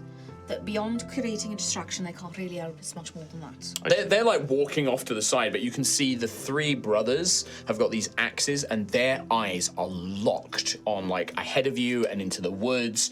They are moving not like half speed or anything, but they are moving very cautiously. They keep to like the woodland on either side of the path. They avoid the main path, and with very practiced hunter-like skills, they are like moving their way through and keeping a very close eye on what's happening. Like for all their like rowdiness and sort of what you saw when they were first released, they've now fallen into a very soldier-like demeanor, and it's just Leah who's kind of staying very, very close to Gruff in case that you have any questions, but she's often just listening to you guys talk and has no idea what you're saying. The little fairy is like on your shoulder, Daisy, and she's kind of just sat there, like, maybe like hiding in your curls, but occasionally she's like peeking out, and you know she can talk to you and you understood her in your mind, like psychically. But she's just, again, if you don't address her, she's just kind of like very nervously and quite scared looking out and is very frightened at this point. Can I connect to her and the rest of the group, minus Ophelia, because she's not here right now? Sure, makes sense. Just so that everyone can chat. Hi. Hello. It's okay, it's just me. Hi. You want this thing. This one. Every time. I've just It's made like a little... weird feeling in the back of their neck when that starts. Yeah. Sorry. What it is.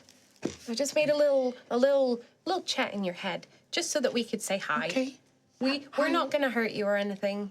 Well, I gathered that when you let me out. You're not with the Unseelie, then? No, but we do need That's to good. That's really good. retrieve some things for a friend of ours. That's nice. But we need to get into the city, Oh. and we don't really know how. Oh, that's, well, I don't really know. I've not been there. Well, I don't really remember much because I was taken a long time ago, and I'd just been in that lantern for a really, really, really long time, and I didn't really see much. We would come in and out of the gates, and the guards would open up the gates and let them in, and then they would take me to the armory, and I'd be locked away until they needed me again. So I didn't really get to... I don't think I can be much help. You don't need to do anything. We were just wondering if you'd seen anything that might help us.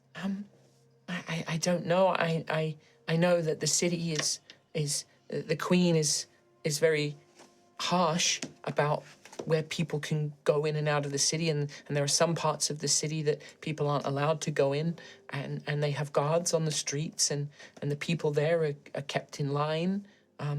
But I don't really know much else. I'm so sorry. I wish I could help more. No, that's okay. It sounds like, forgive me if I'm wrong, taking you back to the city is probably the last place you want to be. I don't want to go back to the city. I was gonna just make my way into the woods. Maybe go with the Satyr. If they're part of the rebellion, then I could probably find some people who can look after me with them. Yeah, you don't have to go into the city. We wouldn't. I don't really want to stay with them because I think that they're worshippers of Tanith, and Tanith and pixies don't really get on. But they can maybe get me somewhere that I can be safe. Maybe find me my way to, I don't know, a safe haven. Well, you don't have to stay with us if you don't want. You're quite weak just now, so we thought we'd give you a little ride thank you. for the moment. I can't really fly, so I'm gonna have to ask them to carry me. So. And she's just this little meek little voice kind of in your heads. You see that as you've been traveling, do you want to go back or is you just going to press forward? So that was an idea floated, but it never got resolved on whether or not you wanted to do it. Why we just press forward? Yeah, I'd say keep going. Yeah. Keep going. We can do a Cyclops. How bad can As they you're traveling, you're traveling for some time. There is at some point, I think you don't sense any passage of time here. By the way, like there's no changing of the lighting. There's no real. The only thing is that the moon-like fruits seem to grow a bit brighter than the sun fruits, and that's really the only difference. But at some point, the Satyr, the three brothers, they all stop and they speak to their sister, and she's like, "Oh, they're asking, can you stop for a minute? There's something they gotta do. It won't be too long." Right, everyone stop for a minute. The brothers need something. And you see that they find like a little clearing off to the side, and they take off their cloaks, and you can see their heavily scarred, like battered and bruised bodies. They have this tattoo of a wolf's head with the chains in its mouth. And they get their axes, and they do a small cut on their hands and begin to smear it on the grass. And you see the trees, for the first time, the canopy sort of opens a little bit, almost reacting to some chant that they're doing. And you see up above, from somewhere beyond this tree canopy, bright, silvery, moon-like light drifts in. And you hear, in the distance, a great, oh, like wolf howl. And the three satyrs all like pound their chests and let out their own like, oh, as they kind of let out this howl. And they smear the blood from their things over their faces. And they drop into prayer. And you can see that they sort of begin chanting and speaking in these hushed religious tones. Okay. And the only, you hear this language, but a word they keep repeating is this one that you heard from the pixie, Tanith. They keep speaking of Tanith, Tanith, Tanith. Maybe it's almost, Gruff, I think you would recognize it's very similar to a prayer that you might invoke of the signs like Pyrus or Melee for like protection. It's a divine prayer, basically.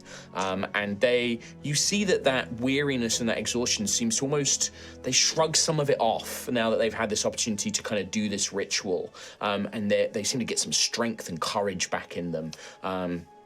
And they finish their prayers, and then they come back and sort of mutter something. Thanks. They haven't been able to pray to Tanith in so long, Ancient One. So they really needed to stop and get some of their strength and stamina back. The Great Wolf, he's blessed them. So he knows that we're fighting a good fight out here. So.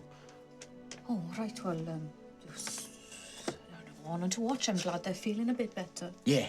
No, the hunt continues, so they need all the strength they can get. So we're not too far now. So we're coming up just to the edge of this. You're gonna be able to see Vathalion pretty soon, Ancient One. Well, thank you. Apparently we should be there soon. Great. What was that? Oh, sorry. They were praying to Tanith, the Great Wolf. You noticed the tattoos on them. The wolf. I believe that's Tanith. Wow. And they were praying and they got some of their strength back. Apparently they haven't been able to pray for a long time now. Wow. You saw that they were bound and gagged. They weren't able to probably perform this. Hearing the god howl back must be quite potent. I believe straight away. Could I get some healing from Tanith? Can you ask them? Tanith? Oh, you want some healing? Yes? Yes. Your wound. I would say that you're traveling, you've not really encountered, if you'd like to take a short rest, you can, rather than like spending more spells and things like that. I can As feel you it. do, Tanith's energy is going through me. There's two wolves inside me now. as you do, you begin to see something at the far end of this road as it begins to open up and more light begins to shine through. And as we have this moment, as you're walking towards this light, cinematically, we flash back momentarily to the world of Altheya, where a great book of troubadour's poetry has been opened, and some troubadour is reading it. And there is an entry that just says, "Unknown Elven Bard," and it goes as such. Okay. O boughs of twilight canopy, did lofty shadows hide, a sight of truest beauty, of home and dearest pride, from gilded artist spire like gossamer wings of sprites, to white gondolas that floated on rivered streets, O moonlight. That city of two pieces, united at its peak, the city of dawn and dusk, 'tis Vathalion I seek. And on that last line, we cut back as the words of this poem, this unknown bard's poem, we see you step out, and before you, the forest has been cleared away. And at the far end of this now massive opening, you see an enormous tree, bigger than anything you can imagine, as tall as a mountain, the tallest mountain in Cauldra. This enormous tree stretches up, and its boughs now form a second canopy, another ceiling above the one you've been traveling under for so long. And as its great boughs and branches spread out, you see in the far distance another one of these mountain-like trees rising up from another part of the Feyweald, and its branches join, forming another canopied sky. And from those branches hang enormous fruits too, one of silvery moonlight, which now glows brightly, and the other a dim, pale, glowing orange fruit that is dim and light. Carved into this enormous tree, you see the top of a grand, beautiful city is carved into the tree itself, and then it begins to spill out, the streets growing wider and branches almost forming beautiful bridges and pathways as the city spreads out. Eventually it reaches the floor of this great clearing and spreads out further and joins the outer ridges of the trees that surround this clearing. Great woven walls like braids of wood and stone weaved in between these trees and fortresses to form a natural barrier. Amongst the lower sections of the city, from the great tree, you see rivers of silvery sap kind of flow down and form canals amongst the city, and then feed back into the earth, and you see the trees grow from there. This place glows with an effervescence, that quality of being caught between dawn and dusk, this ever-present twilight. The buildings are made of this fine, pale, silvery grey wood and decorated, and there is such beauty at this great distance that you see. But you can see that parts of this city have begun to change. The beautiful, smooth archways and doors have become more jagged, more spiked. There is red, dark red and black fabrics that have been hung and draped. You can see that dark, cold, that dark iron that the warriors you saw was wearing. You see great spikes of it being jutted out of the wood, and you see very clearly what must be humanoid shapes impaled upon them. A contrast. Such a beautiful city, perhaps long ago, but now a twisted, dark half of it on display as the elven city, the first elven city that you would have seen, that many, very few mortals of Altheya will ever get to see. The city of dawn and dusk, Vathalion, stretches out before you, and the gates, a small side gate guarded by numerous armored soldiers looms waiting. And that is where we'll bring the episode to a close. Damn. Very cool, yeah.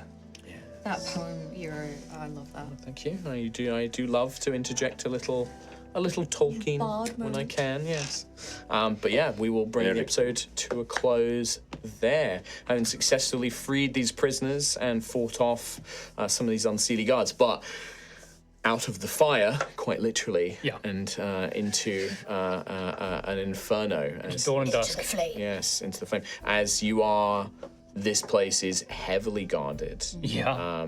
And definitely will need a different approach. It's okay. Blackwing's place is huge, though, right? And really obvious. You were given clues as to where it was, true, yeah. and you will need to find it and enter it. Side of the city. Yes, in an area called the Tapestry.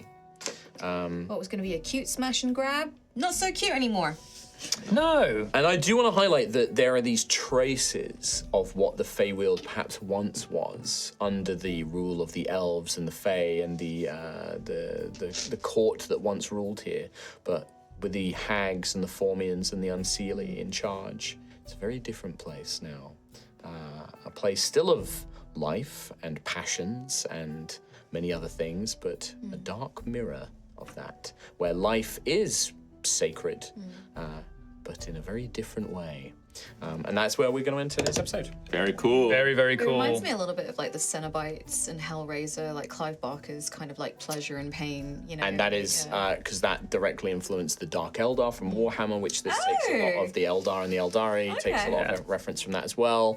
But also just that nature of just the dark Fae in general. They tend to be cruel and malicious. They take pleasure in suffering and things like that. Sounds like Ophelia's got a point.